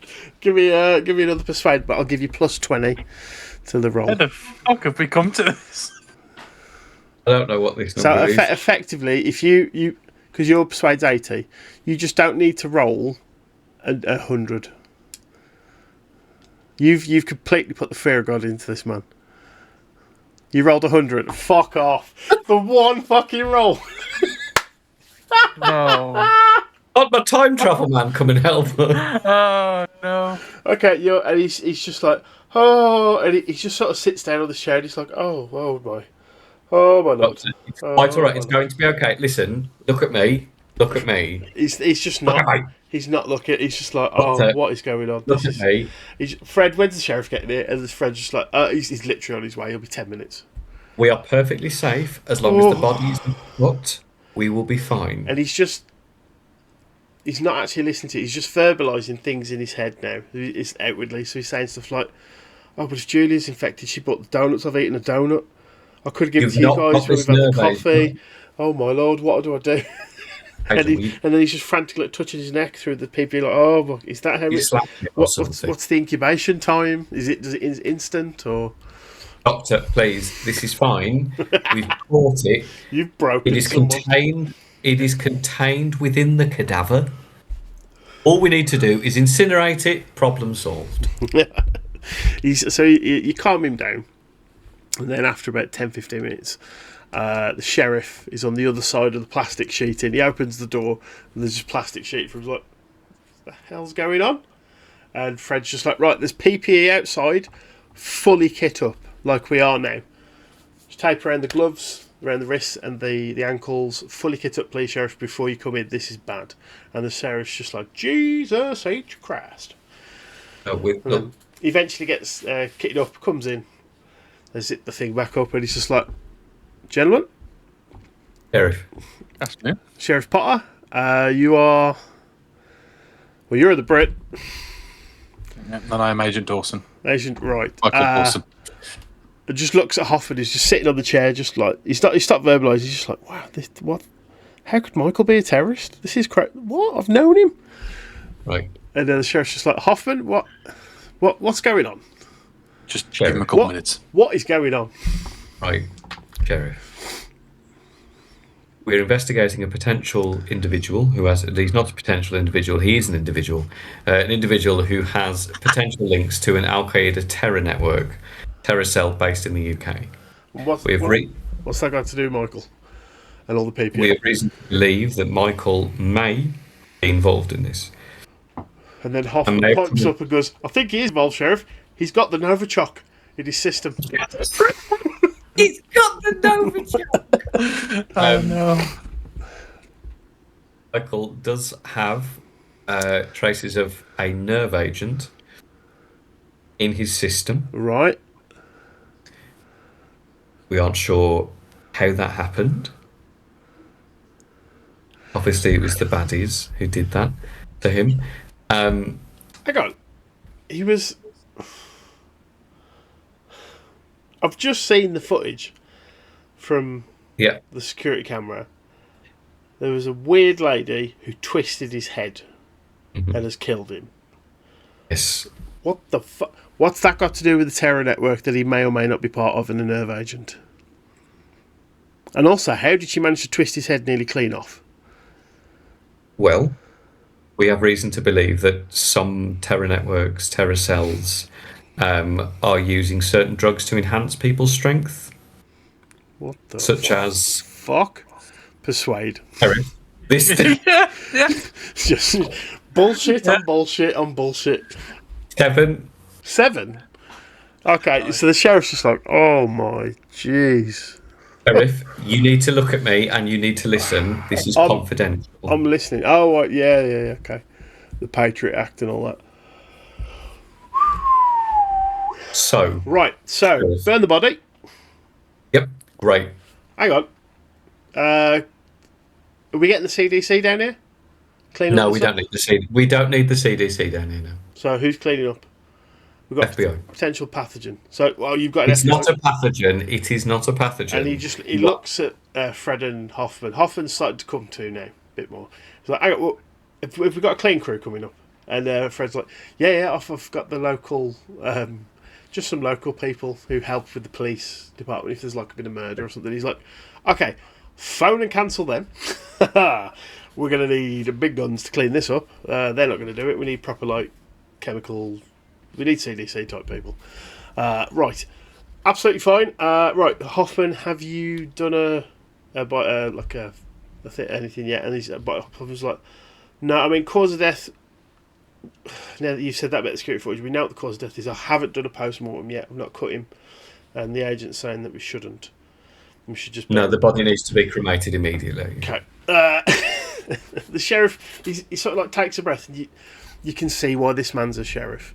He's sort of as weird as all this information is. He's like, right, plan of action. First things first, goes to the wall phone. Hello, Julia, you alright? Okay. Really important. I want you to phone the department. Tell them I'm here. Can you let them know? Let the deputies know that we need a full CDC cleanup crew and they'll sort all that. Give the location and everything. We're not going to move out of this building. Also, get the deputies to tell them that we need to clean up the gas station that Michael worked at, and we need to figure out of anyone who could have come in contact. So we tell them to start going through all the security tapes, see if it's people we recognise or out of towners. Oh, you got that, Julia? She's brilliant. Right, that's sorted. Burn the body. Yes, immediately. Right. Doc? And Hoff was just like, yeah? Okay, right, really strange one, boys. At the end of this, I need to see your badges. I know Doc's got it all on file, but what is going on? Absolutely, Sheriff, of course. And also, I need to phone your field office as well. Yes. To all relevant information, don't worry. Okay, right, Doc, I'll leave you with the body now. The building's going to get scrubbed. Am I okay to leave? And do I need to keep the PP on? Sorry?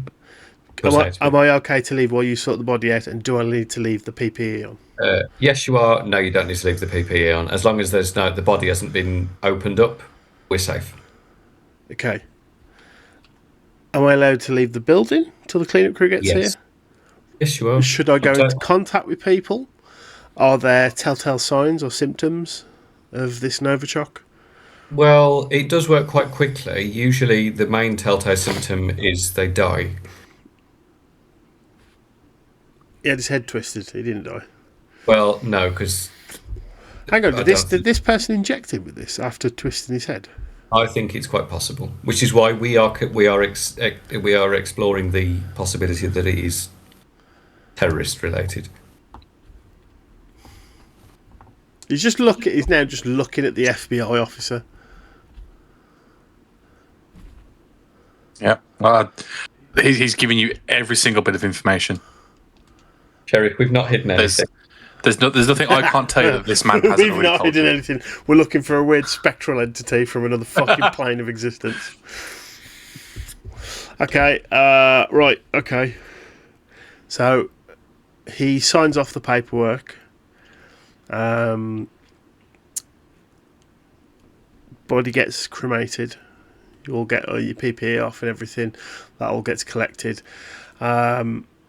He comes back after about 10 minutes as you're taking everything down and taking the PPE off. Have you done anything with Hoffman or Fred, his assistant, at this point to check check them for the little triangle or anything, or try and put their mind at ease?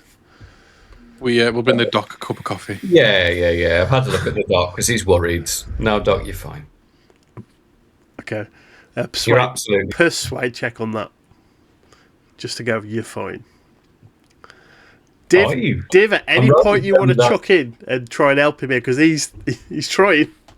I'm been enjoying this way too much. The bottom of the barrel has been scraped through, and I've just rolled out lumps of earth. I've just done a luck roll and rolled 22. You are very lucky.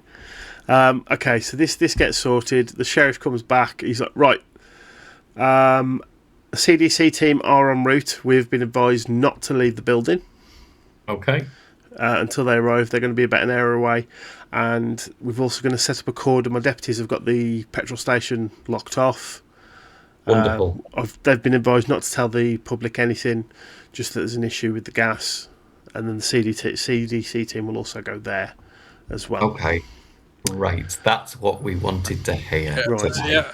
The body goes into the crematorium as well. That's been burning. Ooh, wonderful. Did we see it burn? Yeah, it went in and got lit up and everything. Okay. Gord, could I walk sort of towards the main entrance and see if I can see Agent Fox outside the window? Yeah, so you're walking around. Julia's there. She's a bit panicked, but like keeping it together. She's like, oh my God, I can't believe anything like this has happened in this little town. Well, Julia, it's all in hand and everyone's fine.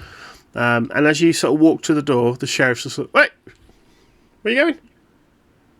We're not leaving till CDC get here. Come away from the door, please, Doc. I'm not leaving. I'm just looking out the window. You can't, from where you are, you can't see Agent Fox.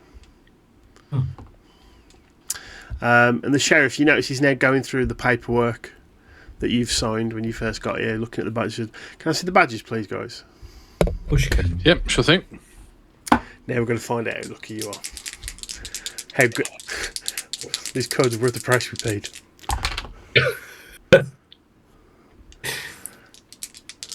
You're okay. Div? And he's just sort of like... He's just looking at yours, Div, for a long time. Just a bit slightly puzzled. Is there a problem, Sheriff? No. And he gives you your ID back. And mine. Yeah, he gives you both your ID back. Yep. Thanks, Sheriff. Tells Julia, go make a cup of coffee for the Dark and Fred. Everybody come up here, away from the body. It's burning. He then quizzes you about, well, if it's potentially a pathogen that can be airborne, will it be safe? Obviously, all the stuff going out the chimney. Yes, it will. I'm assuming, We're all as fine. soon as it comes into contact with heat, it's done. Yeah. Okay. Is there anything you'd like to do before the CDC arrive? Before we I want to try and get out the building, because that's another round of questions in it. Yep. That's yeah.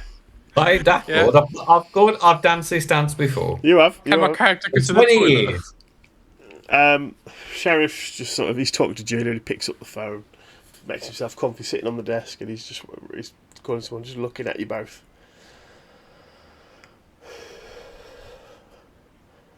Hello, yeah, this is Sheriff Potter, Morris County. Yeah, I've got and he's got the paperwork in front of you. Yeah, I've got one of your agents here. Sent down from your field office. Well, I think so, because his badge says the Texas field office, but so I just wondered if you could just look up for me. I just need to just double check a few things. You've heard that and gone, oh shit. Oh dear. Look out the window, see if I can see Agent Fox anywhere. Can't see. Do an alertness roll, actually. Oh, I'm really rubbish at being alert. I should put your stats in it. Oh. Anything over 21 is negative. Okay. Is there any way to stop that phone call from happening? I don't know. Can you do a distraction? Like a power cut? You don't know where the power lines are, unless you physically just walk up to the wall and go, oh, sorry. Stick a fork in there or something. The sheriff just goes, the fuck? Who the fuck? Yeah. Oh. It just goes, dum, dum, and the credits come on. And he just goes, So, Agent, what was it? Agent? Dawson. Michael Dawson. Yeah, Michael Dawson. That's what I've got on the badge ID here. And then we've got an attaché from Scotland Yard, and it was DI.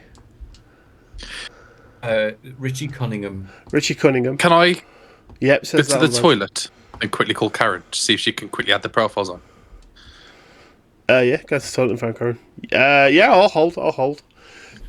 He pipes up very calmly. I'm just going to go pop to loose. You go into the toilet, phone Agent Karen. Yep. She's like, just rings and rings, and then eventually it connects. It's like, Agent? Agent Karen, we've got a bit of a situation here. So when these fake profiles were created, did you actually physically put us into the Texas database, or? No, you're from the FBI field office, Montana. Why would I put you in the Texas? Are you in Texas? No. I mean, that would... Oh, why do you need the Texas database? Because this dude's checking the Texas database for our names. What? The sheriff. Dude. Just to make... The sheriff is checking what? Checking our name, or checking our names in the background of Texas database, Texas FBI database, to make sure we are who we say we are. Which one? Basically, what? Hang on, you've.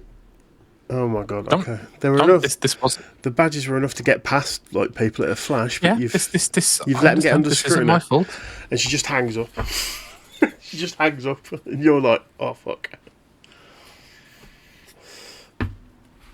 Just wash my hands, make it seem like I've at least been to the bathroom. Yeah, he comes back at the end of the corridor. Sheriff's still been sitting on hold this whole time. He's just looking at Julie. This is. Can I if I whisper? And he just sort of looks at you, Grade. He's like, "Is it like this in the UK? Big police organisations just take ages." You'll be lucky if they actually answer. No. UK, you won't get through to anyone. No. Oh, was it usually just? So, Div, were you coming up to try and say something then? Sorry. I was going to see if I could quickly whisper to my agent friend. Okay. As you walk around the corner, you've heard that exchange, and then all of a sudden he pipes up, "Hello, yes. Right. We need to stop this phone call from happening." Oh, okay. How are we going to do that? Okay. I have no fucking idea. I was hoping you could call, you've had some sort of ideas, because he's going to find out the information about us, which I'm guessing he has now. Correct. Oh, that's interesting. Fire alarm. And he's looking at you both. That's interesting. I think it's too late. Okay. But why would that be?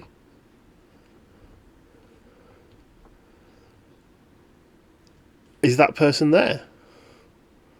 Because I've got these two agents suddenly in front of me now. FBI and the attaché. Yes, please. I'm sorry, but I would like to speak to that person. Guys. Problem, Sheriff. Do you want to just have a seat? You might want to hear this. What's wrong? You just want to have a seat? 2 seconds. Do you want to have a seat? Why do you keep repeating, do you want to have a seat? It's quite threatening. Boys, do you want to have a seat? And he's pointing at the two chairs sort of in front of Julia's desk.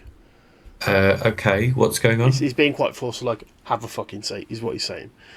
Yep. Are you sitting down? Yeah. Yeah. Yeah. So the two agents, myself, the coroner, his assistant, and the secretary. Right, 1 second. Julia, could you take Dr. Hoffman and Fred to the kitchen, please? Yeah, just close the door, have yourself a coffee. It's fine. And they get up, walk around the corner, and you hear the kitchen door close. And he's like, yeah, they've gone. Absolutely. Yeah, 1 second. And he puts it on speaker and puts their handset down. And then you just hear this female voice, sounds like Agent Karen. And then what was it? So it's D.I. D.I. Cunningham and Agent Dawson. And this woman's voice, and then within seconds you click it's Agent Karen. It's Agent Dawson there and D.I. Cunningham. Yeah. Hello. Yep. Hi. Right. The sheriff has spoken to your what do they call them? Shit. Like superior. I was going to say handler, but it's not handler. That's what I am. Basically, the person who'd be above you in the FBI.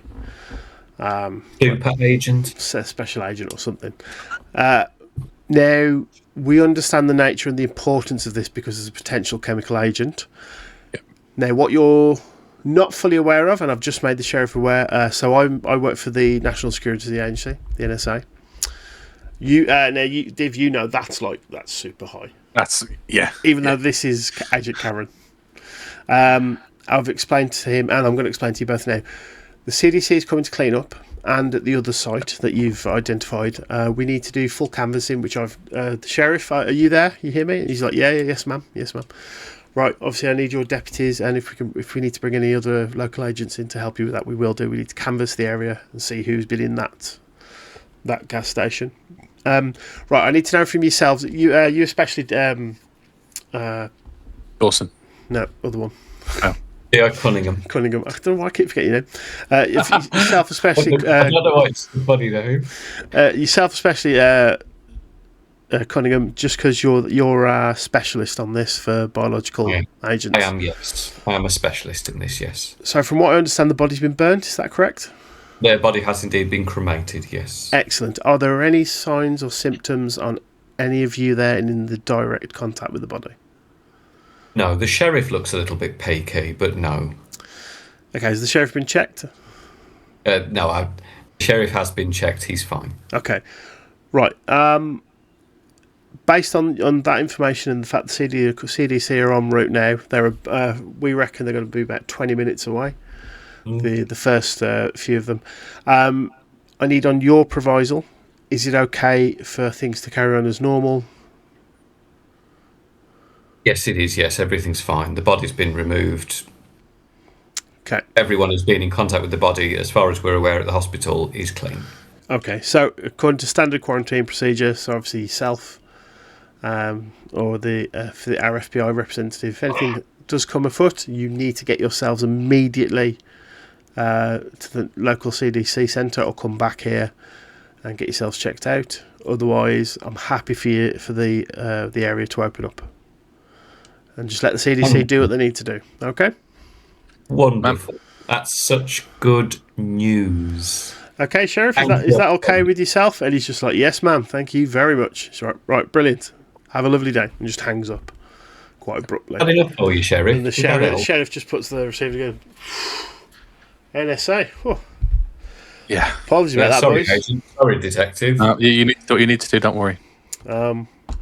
Okay, so... can I see you both... it's not going to be today, let's be honest, with everything that's going on. Tomorrow, around midday, at the station, just to take some final notes and things. Just finish off, cross the T's, dot the I's on the paperwork. We'll fill out all the information with the CDC if they found anything here on the Novichok and everything. Sheriff? No, you can't. Our office will send the report through that you need to your... But I need your signatures to say that you've authorised the burning of the body. And... Well, all right, fine then. That was an easy persuasion. No, well then, actually, I should say yes. Oh, yeah, fine. Well, fine, I'll do that. But you did hear I am an expert. All right. You limey son of a bitch. Guards! You ain't in England now, boy. We've got any guards. Okay, so they open up. You guys... Well, you two and the sheriff step outside. He lets Julie and the others know it's okay to come out and continue as normal. He sparks up. Snap, yeah. We all smoke, for goodness sake.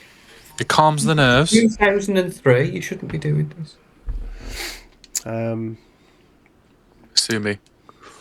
And then you notice Agent Fox is sitting on a bench over the way, like this little memorial garden that's outside the hospital. The sheriff sort of waves. She goes, "Hey, Peter, you all right?" And he's like, "Yes, Sheriff. Lovely day, lovely weather." He's like, "Yep, sure is." Just tips his cap. He says, "Right, folks. So you going to the gas station now? Pardon? You off to the gas station?" I'm going to go and speak to Agent Fox. Who's Agent Fox? This is the sheriff. Oh, sorry.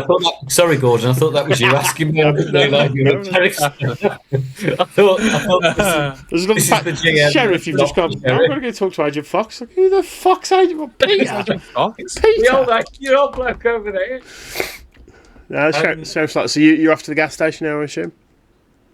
Yeah, probably. Well, look. What a crazy morning. You boys have yourself a good day, and I'll see you tomorrow lunchtime. You're very welcome, Sheriff. Have a lovely day. Okay, Sheriff. And then he just goes back in. Honestly, you save a town from a chemical agent. From fuck all. Can't even get a thanks. Can't even get a thanks. There's no fucking chemical. You made all that shit. I just spent a good couple hours in there. I'm an expert in the field, she said. No, you're fucking not. Shut up. She said Let's just go and talk to fucking Agent Fox. Just go. And he's sitting on the bench, and you go over. And he's just like, all good? All good? Got rid of the body? Yeah. Right. I suggest we don't stay here. We don't want to be seen together. There's a gas station up the road. Not the one to do with this, where the body was found. But yeah, it gives you the directions. We'll meet there. There's a little place next door. We can get some food, coffee, and I can have a chat with you. Okay? Yeah. Wonderful. And as you walk to your car, you just notice the sheriff standing there, hands on hips, just looking at the big glass doors, just watching you walk across the car park. And one of you catches eyes, and he just nods. And you get in your car and you tail off. Fox sits on the bench for a couple of minutes. You're well out of your own way. Okay, so we get to the little diner. You walk in, order some coffee, some food if you want it, and then Fox comes in a couple of minutes later, pulls up in his old Cadillac, walks in and just says, "Mary, coffee please, and slice of that pie." And he sits down and he just about fits in. He's quite a portly fella, in his 80s, maybe older. Gentlemen, right? Wow, as I say, I can't believe. Well, I knew it was going to happen, but it still surprised me. I bet you got tons of questions. Yeah.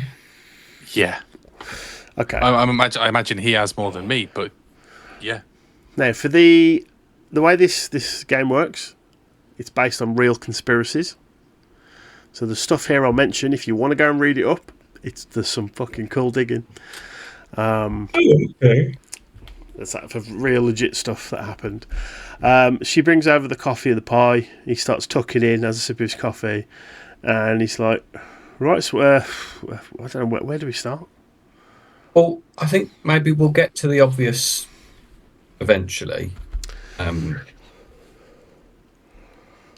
What was the deal with the 3 dots and the young man?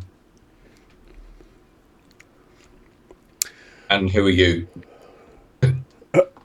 Right. What do you remember when I spoke to you in the 80s?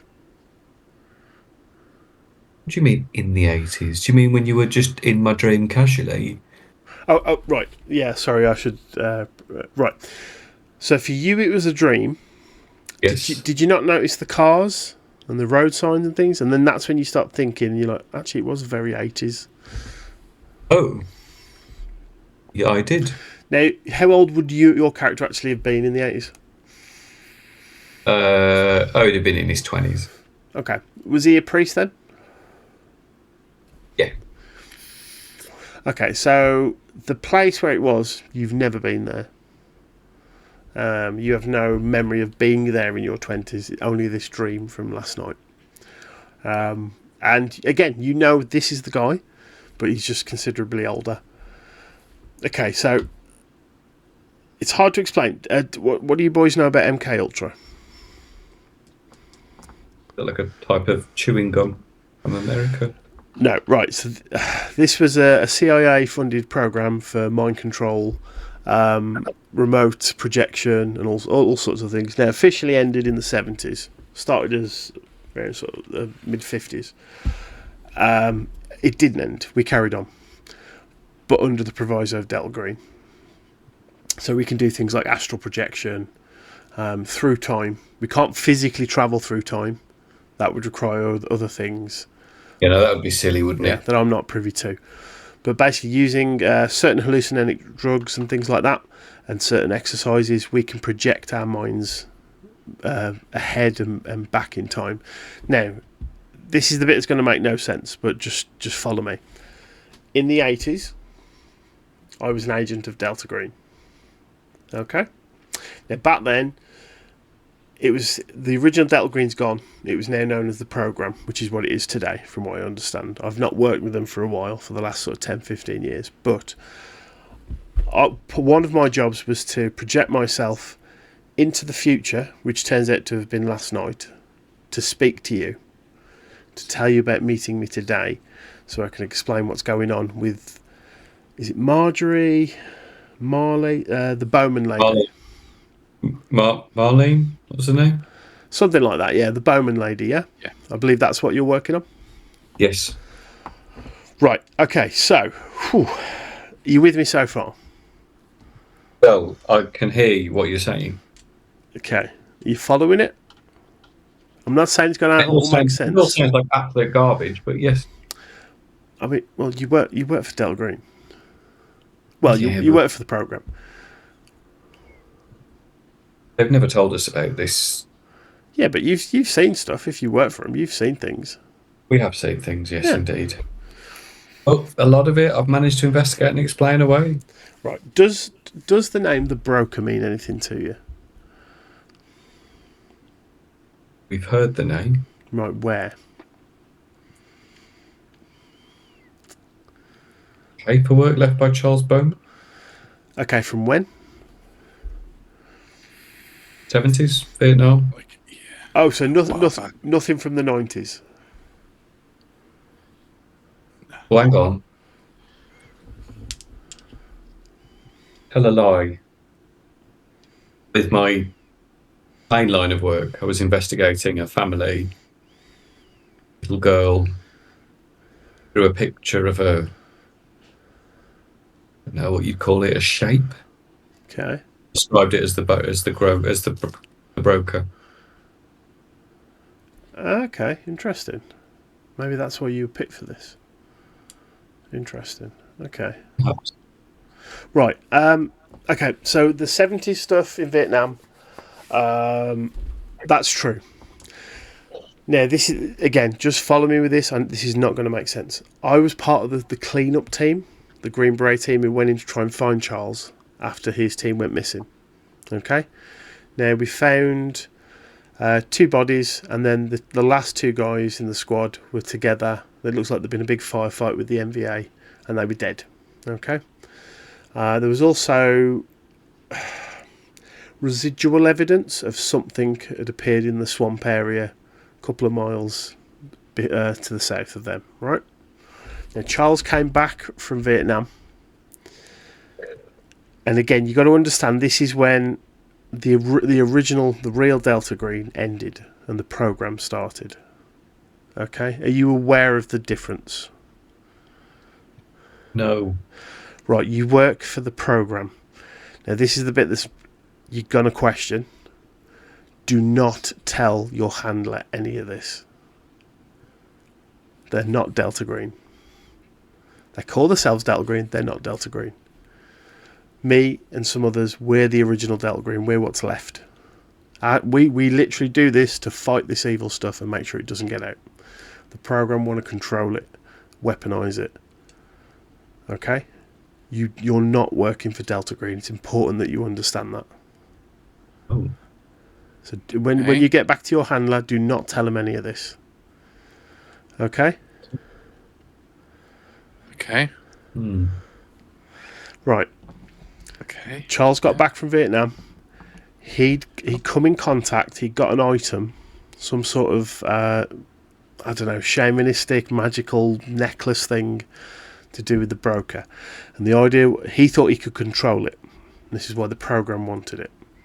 We tried to stop Charles, take him off the game board, and get rid of this item. This does not need to be out there in the public. Okay. Now, the broker, There's lots of different names. The most common one I found is Nylothotep. Does that ring a bell? Yes. So Mesopotamian, possibly Egyptian. Some say Pharaoh who turned to dark arts. Some say it was one of the Magi. All in all, just some weird dark entity that we do not want on this world. Okay.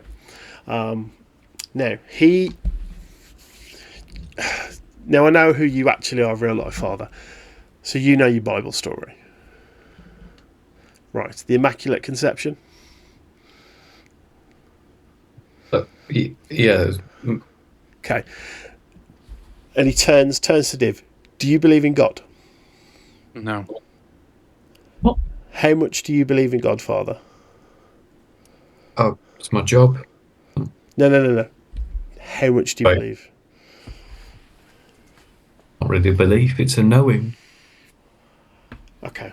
The same time that young boy was being born in that crib, in that manger, an evil entity was doing the same thing. Now he's known as the Great Idiot One, the Great Idiot God. His son came onto this earth, and that's Nylothotep. Okay?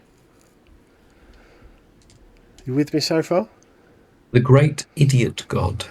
He's got lots of names. We don't know who or what it actually is. That's a weird name. Yeah. The Blind One, the Great Moor, the Controlling Cat. There's all sorts of names for it. We don't know what it is. No one's ever seen it. But that thing's essence on this planet is Nylothotep. Nylothotep is the broker. Now, Charles assumed with this necklace, this shamastic thing, he could control the broker. He wanted to bring back his dead daughter and his granddaughter. Yeah. But blood costs blood. So he basically was sacrificing his wife. Mm. The thing he didn't realise is Nylothotep came through. The broker came through and he's in Marlene. Or was. Because I'm guessing at this point, that murder, was it not Marlene on the security footage? No. It wasn't, but it looked like it was the same person, but not that we saw all those years ago at Charles's cabin after we let her out. Okay, so everything's matching up in the timeline. That's good. This is confusing even me.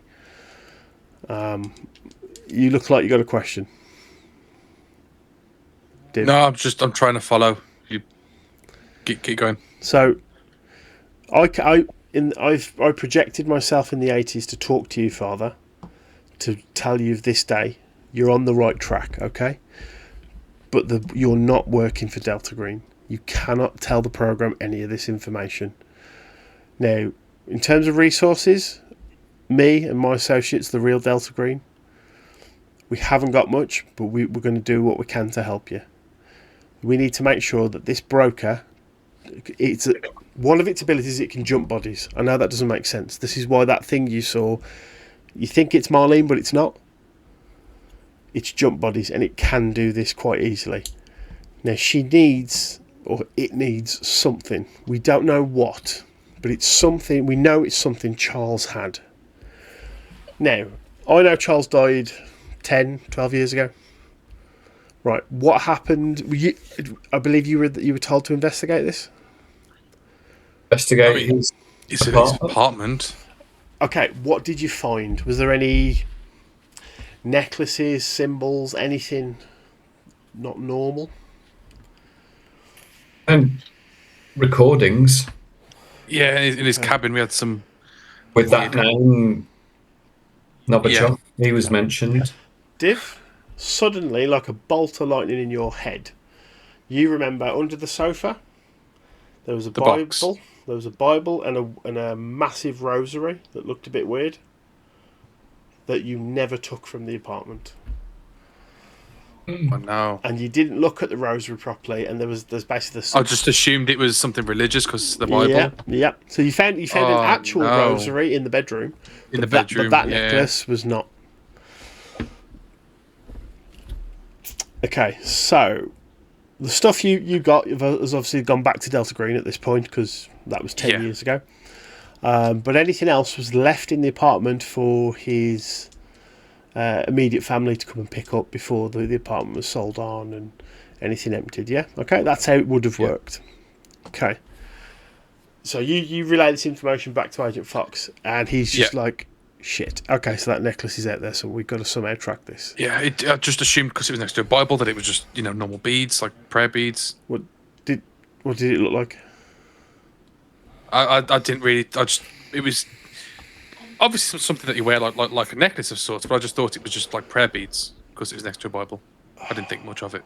Okay, that could. I mean, it's a long shot, but that could be it. Okay. It could be because there were prayer beads in the bedroom, but they looked nothing alike. He slides a little piece of paper over with a phone number on it. That's my direct cell number. When you're contacted by your handler, don't give them any information. Okay? It's really important that. I will contact you. I'm going to go and do some sleuthing. I'm going to chat to some of the guys who are working on this. You need to... It's been 10 years. I mean, is the apartment even there? I mean, we can go back and have a look. I mean... And if it is still there, there'll be people living in it. And who's Charles's immediate family? Because they're all dead. Well, his daughter died. Well, no. What about his son? Did you find his son? Oh, no. There was no son. I mean, there was the photos. photos. And granddaughter. We didn't see anything about a son. No, but there was drawings in the apartment. But I don't remember seeing a son on the drawing. Remember seeing a son. Not that you remember now. Okay. Okay, it's a long shot. I mean, look, finish your job for the program. Whatever it is you got to do here. Just don't divulge stuff, okay? And I'm not going to lie to you. I'm not going to dress this up. We will be listening and watching. Great. Okay. And do you both want to do a humint for me? Yeah.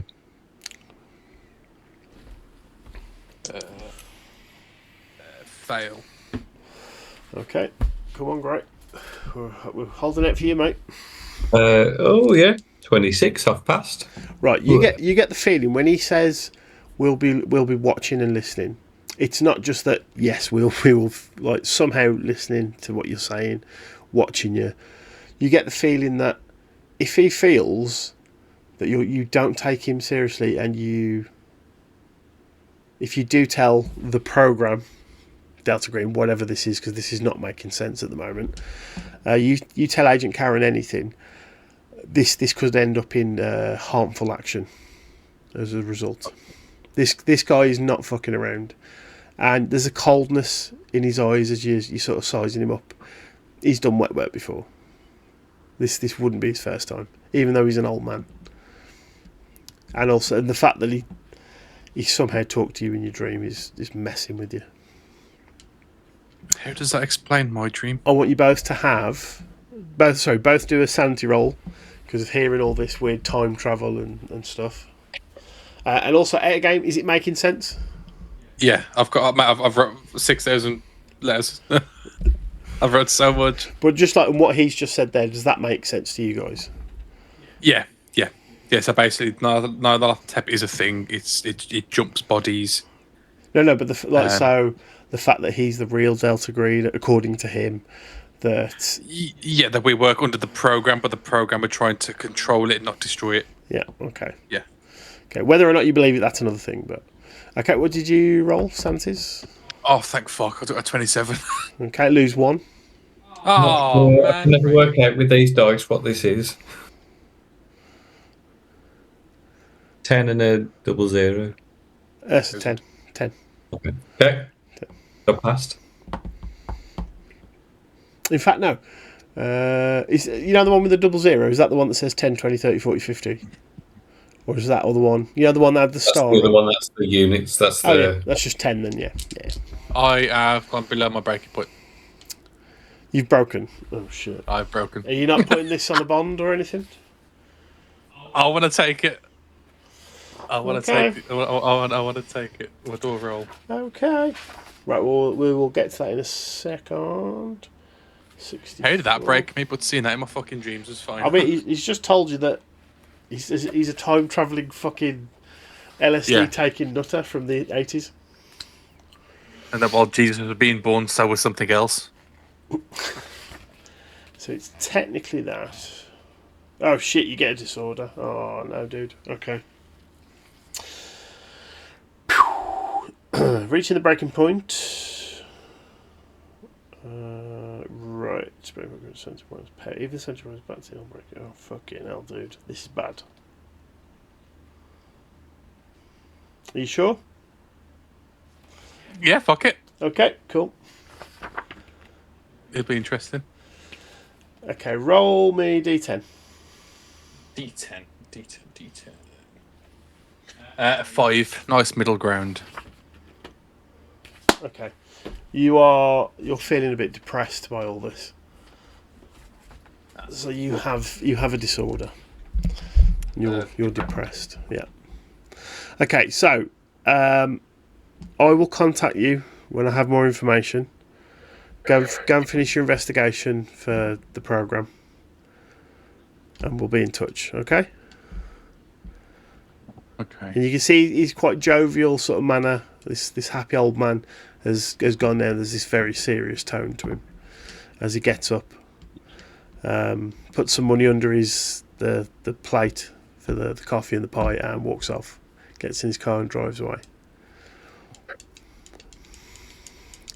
What are you guys doing?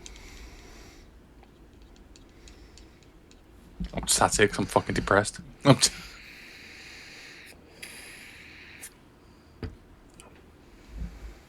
Well, I think we should probably go home. Well, don't forget your That's original mission from your handler was to find Marlene Bowman. I mean, we do need to get to the sheriff tomorrow, so we could just find it in a motel and get sleep. Yeah, we could do that. Just worry about the rest of this tomorrow because it's been a long fucking day. It says about one in the afternoon at the moment. Yeah, it's been a long fucking day. No, a bit late. It's probably about 2. My character's depressed, man. He can sleep whenever the fuck he wants. Okay. So you go back to the motel, just chill out, get some food, some takeaway. Try and get some sleep. Okay. Yeah. The motel phone in your room rings. This is about 10 o'clock at night. You haven't given anyone this number. Odd. Okay, right to the phone. Okay, yeah. So you pick up, it's sort of held between the both of you. Hello, is this Karis Kraken? Yep. This is speaking. Who's this? This is Fox. Oh, hi, Fox. Interesting information dug up. So, turns out Bowman's son was an adopted son from his first marriage.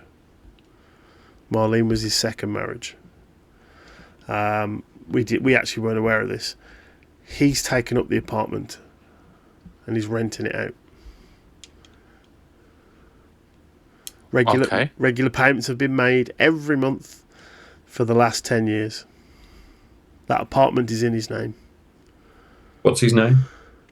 Adam. Adam Bowman. No, well, it's Adam Summers, but yeah, because he kept the name from his first from his mum. But yeah, Adam Summers, he still owns the apartment. Well, How are you guys doing? You all right? Yeah. It's a bit. Div, fucked your up. mobile's going off. Fuck me. Who's it? It just says unknown ID. Give me 1 sec to pick up. Hello? Agent. Okay, well done. Okay, this is Karen. Agent Karen. Right, apart from the blunder with the badges, and you're not supposed to let people scrutinise them like that, but we've got it covered. CDC's got everything sorted. The sheriff is expecting you tomorrow. Any leads on the Marlene creature? Not much at the moment. We're gonna go down to I think maybe to the gas station tomorrow to see, see if there's any sort of evidence there. Hang on, you didn't give the gas station today? No. The fuck are you doing? It's been a long day. We talked ourselves into a corner. We had to get out. It took a while. Hang on, so Kurt, have you got this on speakerphone? Yeah, I guess so. Yeah. You're now chiming in whilst you're holding the handset to Fox. Hey, because you're on the phone. You're still on the phone to Fox. Sorry. He's I thought Fox had gone. No, he's on the mobile phone. Oh no, I'm not. Sorry, I thought Fox had gone and put the phone down. No. All right, no. Disregard that. We're gonna go and check the gas station tomorrow when we get up. Oh, okay. Right, there's an eatery in town. I want you there in half an hour. What's the name of the eatery? I don't know, Old Son's Taco or some shit. I don't know. Wherever. I'll see you in half an hour, and she just hangs up. She's pissed. I think we're in trouble, mate. We need to. Trouble, mate. And Fox is on the phone with you still. He's like, "Hello? Is anything? Hello?" Oh hi. What's happening? We need to go. We need to go. Need to go to a taco shop. Mother's call. Tacos. Mother. What? Yeah, we gotta go and meet her in. Fox is like, "What? You seeing your handler? You seeing Karen?" Yeah. Where are you meeting her?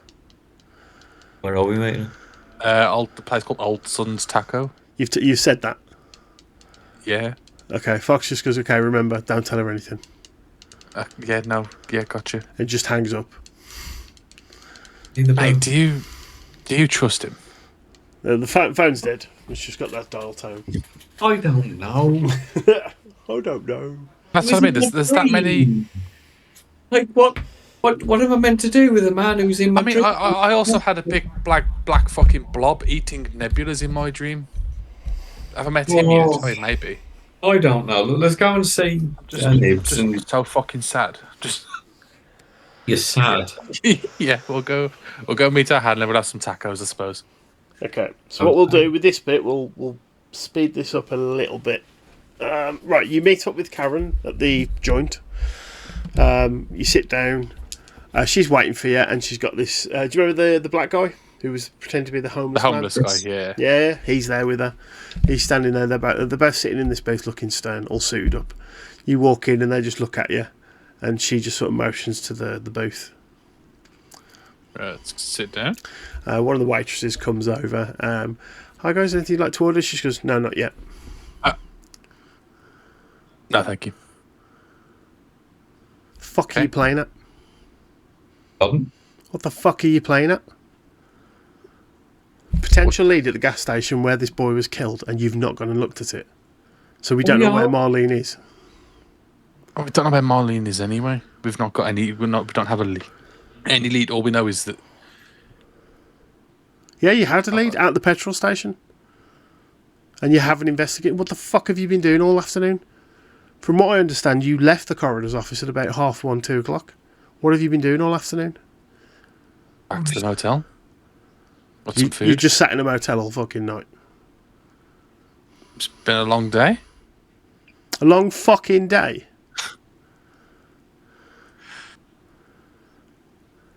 That it. Nothing to say for yourselves. Oh.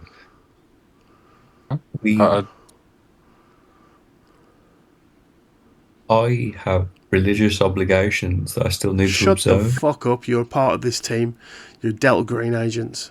I have to pray 5 times a day. I don't give a fuck who you're praying to and what you're praying. You're with Delta Green. Yeah. You're with Delta Green. You have a job. And we're doing it. That's it. That's you it. didn't give us any potential leads that are in the gas station, and she's sort of getting a little bit later, and the black guy's going, just puts her hand on her shoulder, and an arm, just like, whoa, quieting it down. And she's like, sorry. Any potential leads that we had have now fucking gone. The CDC showed up there this afternoon and scrubbed the place clean. What the fuck was that about? Well, anything, any information we could have had has now gone. Yeah. So all I've got is a body with a twisted fucking head that you've had burnt. So we don't know if there's any residual information there or evidence we could have collected. Are you fucking me? I would never do that. Taken vows. Did you actually just say that, Div? No. What did you say? Next time I'll take it as you've said it. I said, do you want to be fucked? Fucking hell. This she comes back and she says yes. No. You fucking me. Because that's what it fucking seems like. You've been sent to do a mission, and you've actually managed to get rid of all the fucking evidence that I need for this case. That's what you've done. Nothing to say. Nothing at all to say for yourselves. We could go to the station, the petrol station there, the gas station. CDC have fucking cleaned it. Because there's some sort of biological fucking weapon. Because the guy was part of a terrorist cell or some shit. What kind of a fucking lie is that to spin? It's a really good one, actually. Yeah, maybe for the middle of Manhattan, but not in a little yoke fucking town like this. Got us what? Well, didn't get us anywhere, but that's not the point. Look, just let the chefs cook. She looks at the guy, the black guy to her side, and he's looking at her and he just shakes his head. He just does that. He goes, "Fuck it, give me your badges." What? Badges and cell phone. You're off the case. What do you mean? You're off the case. Give me your badges and cell phone. Want it? You'll fucking give them me, agent. You may not even be an agent at the end of this. We'll see what happens. Fine. And you know what happens to assets when we burn them in Delta Green. Badges, phones now. Fine, I'll hand over my badge and my phone. Yep. Get the fuck out of my sight. Figure out what you're going to say to the sheriff tomorrow. Well, just tell him. She's just sitting there looking at you. Don't make me count. Do you want to get anything to eat, or? I was kind of looking for some tacos, but I guess we ain't allowed any. Okay, you've said that. She just gets up, bangs the table, and gets up like the salt shaker falls over, and she just storms out the fucking building. Now the black guy a bit more calm. He sort of gets up slowly, and he just looks at you both and boys, you fucked up. Don't worry about the sheriff tomorrow. I suggest you get out of town. My advice. And he just walks out. Okay. It's a character. Graham, how the fuck did you manage to get the CDC to come down, man? It just escalated. It escalated into. But you just forgot that they were going to clean it. It was the sheriff who got them down. I didn't get them down. You could have got to the petrol station before though. We were busy. Oh man, that was fucking good. So you are off the case officially. Well, right. Then we got the afternoon off. Yeah. So tomorrow. Really, you haven't even got to go to the sheriff tomorrow. Fuck it, you're off. Doesn't matter. She stormed out. When he said that as well, he said, "I suggest, boys, you get far away from here as possible." That was a threat, a blatant threat. Like, we're probably going to be coming for you, sort of thing. Now you're off. You're not in. The fact that she's took your burner phones and your ID, your fake ID. You're probably not even part of Delta Green now, or the program, whatever it is. Whoever's telling the truth. Well, we've got our new friends now. They've both left. As they leave, you see that the black guy pulls out a phone and he's making a call and just turns and walks out. I think we need to leave, mate. Let's go. Come on. Are you just walking out the restaurant? Where did he turn to look? Just towards you two in the booth. Oh. And are you walking out the restaurant? Have they gone? Have they pulled off? As you walk out the door, you see the car just tears off down the road. Do they know what motel we're in? Yeah, because it was a Delta Green setup. Okay. What we're going to do? We're going to leave the car here. You've also got the rental car, which was under the. Yeah, we're going to leave the car here. We're going to go and find another motel. What if we found our best friend, a new one? What the fuck's his number? Ted Bingham. You've got his personal number? He gave you a piece of paper. Yes, he did. Maybe use the phone at the motel, at the John's Taco Emporium. I mean, we can see if this place. Yeah, we'll ask her if she's got if she knows a motel around here as well. I put my hand up to call the waitress. Yeah, she comes over. So, yeah, you're all there, honey. Are you ordering? Or? Just a quick question. Do you know of a motel that's quite near here? Yeah, you've got the Motel 6 down the road, which is the one that you were staying at. That's by far the best. There might be an Airbnb about, I'm not sure. There's another motel about 5 miles back on the interstate It's not really good. And also a lot of, between you and me, a lot of drug exchanges go down there. We don't want that. Yeah. Could we use your phone, please? Yeah, sure. You've got your own mobiles. It's just that she's taking your agent phone. Oh, okay. Sorry if I didn't make that clear. No, although to be fair, if you're calling off our mobiles, that's traceable. Yeah. I mean, Call them off this taco place might be traceable as well. It's still traceable, but they can only trace it to the taco place. Yeah, okay. But she's like, yeah, sure, sugar. Just come this way. We've got a phone behind the bar. Thank you very much. In fact, no, there's one on the wall. There's like a payphone. Like a payphone, yeah. And she's just like, do you need change? Yeah. Can I have some tacos as well? Yeah, we'll take your order in a second. What the fuck? Yeah, thank you. She's just sort of standing there with her hand out. Give us some change. I don't know the fucking coin. Do I give her $1? Do I give her $5 worth? $5 bill. She comes back with some coins for you, some quarters and. Wonderful. Thank you. Okay. So yeah, you put money in. You phone in Agent Fox, yeah. Yes. Yeah. Sorry. Well, Fox. Yeah. I'm just calling Fox. Rings for a bit. Now, normally when you use a landline, there's that little click when it connects. This one, it clicks, connects, and then there's a little, like a tone, and then it clicks again. And you just hear, hello? Fox. So are you holding this phone between your both ears like this? Oh, is that what you're doing? like, Sorry. Well, yeah, you're on a payphone, so... So you're both listening? Yeah. Okay, so you've just said Fox, yeah? He just goes, yep, it's Fox. Who's this? Harris. Oh. Or was Carris. Okay. And Kraken. Was Kraken. Weren't you supposed to be having a meeting? That meeting happened. We're off the case. We've been. Yeah, they've taken everything. Fuck it, no. Okay. We're in your team. just jump ship. Do you want to say it like that? Yeah. Okay, he sort of titters to himself and he's like, it ain't that easy. Right, okay. Where are you now? I'm reading here you're in a taco place downtown. What do you mean you're reading here? I'm tracing everything, mate. I told you I'd be listening. Well, we're currently in the taco place, but we are looking to get a place at the motel about 5 miles away from here. Yeah. It's 5-star taco emporium. Right, fuck that shit. Right, what I want you to do is walk a mile north up the road. There's a little turn off. Go down there about half a mile. Wait there. I'm going to have someone come pick you up. Okay? His name will be Kestrel. Really important there, boys. Get rid of your mobile phones. They're traceable. Oh, God. Fucking ditch them. Okay? Yep. Let's do it on. Kestrel will pick you up. He'll bring you to me. Okay. Right. And the phone does that weird double click and then turns off.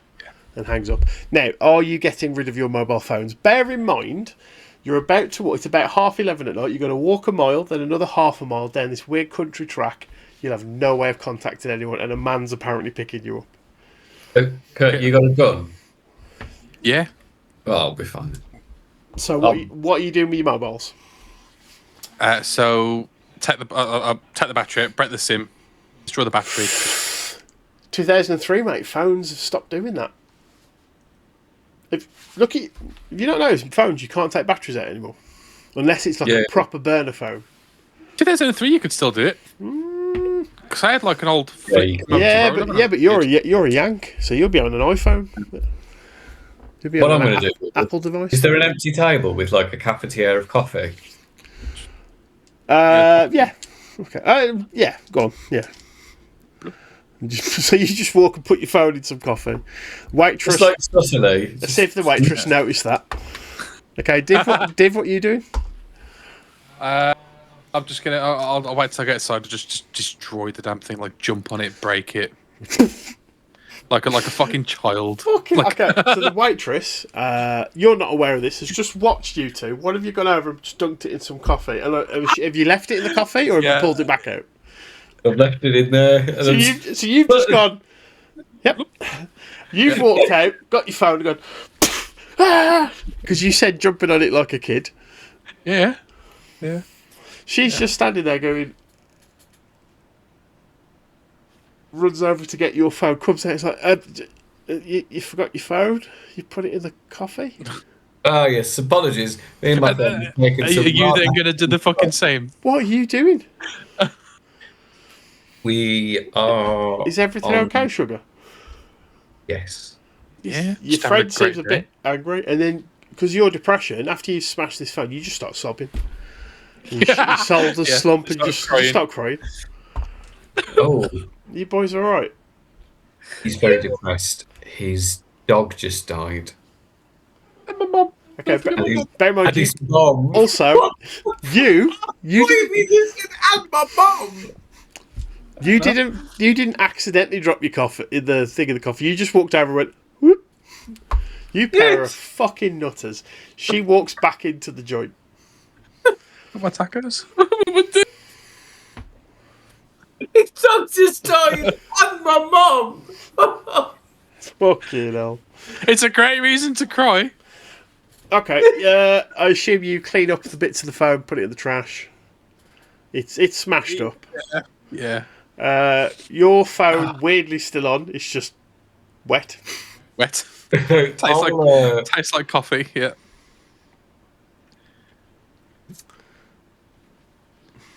Yep. Crunch it, break put it. it on the way out, and then just put it in the bin. So you smash up your phone as well, just less elaborately, and put it in the bin after putting it in coffee. And you both go for a walk, yeah? Okay, yep. Yeah. Fucking nutters. Right, okay. Fuck me. Okay, so it cuts to that room again with Agent Karen and all these scumfucks sitting around in this dark room with the projector screen. Again, all the information on the screen behind of you guys. And it just says present day, 2008. Fucking hell. She then explains, so after being taken off the case, we decided that they potentially were working with another group or organisation. The fact that they had all of the crime scenes cleaned up and all evidence gone didn't sit well with us, so I decided to just completely expunge the assets. And there's a few people sort of nodding and things like that, and he says, okay, so what was the plan, Agent Karen? Cuts back to you guys. Dipping my phone in coffee. You're standing there at this little lane. It's quite heavily treed either side. You're just standing there. You're smoking a cigarette. He's very down, and you just it's getting a bit cold now. It's like 12:30, and then you just see headlights about half a mile up the road just turn and drive towards you, and it's this big black SUV. And it just pulls up in front of you, headlights just beaming on you, and you can't quite see it stuff, and then the headlights suddenly just go turn off, and then it's starting to rain slightly, and the window wipers just Walk over to the driver's door. Yeah. okay. Window goes down. There's a guy in there. You alright, boys? What? Kestrel? Yeah. You want to go and see Fox? Sure. Yes, Okay. please. And he just sort of looks behind in the car, and someone gets out the back. He says, "Right, hope you don't mind, boys. Guns in the bag, please. I haven't got a gun. Guns in the bag, please." Yep, gun in the bag. Okay. If you'd like to get in the back of the car. Didn't say anything about knives. If you'd like to get in the back of the car. Yes, sir. Yep. Okay, so you get in. He gets in at the front. And while Kestrel's driving, he doesn't say much. He's just driving. Turns the car around, goes back out, and goes the opposite way to the Karen and the other agent went. They're driving back, almost back towards your motel. It then cuts back, jumps back forward to the modern day, present day, sorry. And Agent Karen's going, well, it seemed that the agents... I really can't believe it. I mean, we assumed they'd jump town immediately. They still had the Enterprise car at the motel. It seems like that was driven back from the taco place where I'd met them. Their personal phones weren't on them when we found them. That's the only strange thing. And no weapons. But we found them. They were both in the same room asleep when we acted. And then it jumps back, and you drive in, and you pull up to the motel where you were staying, and you're just like, what the fuck's going on? This is weird. And then you get out there, so the Kestrel's just like, right, everyone out the car. And the other guy gets out. As he gets out, you see him cock out his own gun and just check the chamber, puts the gun back in a little holster. You all get out the car. Again, it's raining slightly. Kestrel gets out his phone. He's just like, yeah. So, and you notice he's saying the taco place that you're at. Go, yeah, Enterprise car, registration plate, a Ford, whatever it was, and he's describing the car that you guys booked through Enterprise. Yeah, bring it back to the motel. Wicked. Thanks, mate. Hangs up. And so the other guy, the one who has the gun, who's now holstered, so he just pipes up. You notice he's English. Stands out like a sore thumb. Right, boys, let's get you inside. Fox wants to meet you. Back in your room. Okay, it's nice to meet someone from home. All right, there's a few of us over it. Yes. And you going into the motel room? Yeah. Okay. So you walk in the motel room, and there standing is Agent Fox. Just channel hopping like he's been waiting for you. And he looks up, nods at you two, and just goes, "Where's Kestrel?" And he just says, "Outside, sorting out the Enterprise car, bringing it back, boss." And he's just brilliant. If you could just leave us a second. Yeah, no worries. As it just gives this other British guy just gives you two a nod as he walks out, and then Fox goes, "Rabbit." Also, is the other items coming as well? And he went, "Yeah, boss, they're on the way. Don't worry, they'll be here well before the program." He's like, "Good work. Get the cars ready. We're going to be going soon." Cuts back to present day, and she's there in front of this group of people again.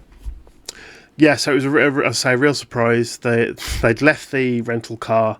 They were still at the motel when we went in. Found them both sleeping. So my team set it up, and we made it look like that the room had burnt down. We left a cigarette in an ashtray with some accelerant, and it looked like it all burnt down. And they're dead. They're no longer part of this. And one of the general guys just posted, "Good work, good work. That's brilliant." And what about the other team? The other K team in Iraq? And she just goes, "Yes, as mentioned, we've asked for the extra support, and that should be sorted. We're bringing the item home, back to headquarters." And he's like, "Right, anything else to report?" So they're dead. It's off. They're done, yeah. And she went, "Yeah. It's all done. We're going to be liaising with a new team." And he just looks around the room. This general's like, "Anything else anyone wants to talk about?" "Good work, Agent Karen. We'll speak soon." And everyone starts to get up and walk out and mill about. The big projector gets turned off. The light gets turned on. One last cut back to 2003. So Fox is there going, "Right, so you wanna join the real Delta Green?" Yeah. Well, How far are you willing to go? I'm a priest. Are you going to stop the unnatural? Are you going to fight it no matter what? I do that in my day job, yes. Yourself? Yeah, I'm ready to do what needs to be done. Yeah, you all in? Yeah. I'll be honest with you. We don't fuck around here. We stop it in its tracks. We fight, beg, borrow, steal, whatever we need, and we fight this thing. Okay. Lovely. So last time, are you in? And bear in mind, if you're in, you are in till it's done or till you die, or God forbid you go mad. So think carefully before you answer. Are you in? Now, while you're sort of mulling this over, the door opens again. Rabbit's walking in with another guy who you don't even know. They're bringing in a body bag. And then they walk back, they put that one on the bed, back to the car, they come out with another body bag, put it on the other bed, unzip them, and we've got two men, roughly your ages, and they unzip, put the bodies in the beds, dress them up in night clothes, put the blankets over them and stuff, While this is all being done, this is just, you're looking at this like, what the fuck is going on? So, answers? Yeah. Well, we just brought I'm in. corpses in and put them in bed. Yeah, that's you. You're dead now. Program aren't going to be looking for you. Are you going to work for us? Yeah. Yeah. Welcome to Delta Green, Yeah. gentlemen. He gets up, shakes both your hands. They take the body bags. Right, boys. I think it's time to leave. Let's get back to HQ. And you all pile out. Door gets locked. A do not disturb thing, external thing, gets put on the little doorknob. They leave the TV on and turn all the lights off in the room. And then you all get into this big SUV, and the car goes off. Literally, we see 20 minutes later, this is the program showing up. The two agents go into the motel room, see the two people that are under the duvet and on the heads on pillows, and they set this elaborate thing that just looks like there's been a fire in the motel room, and it goes off without a hitch.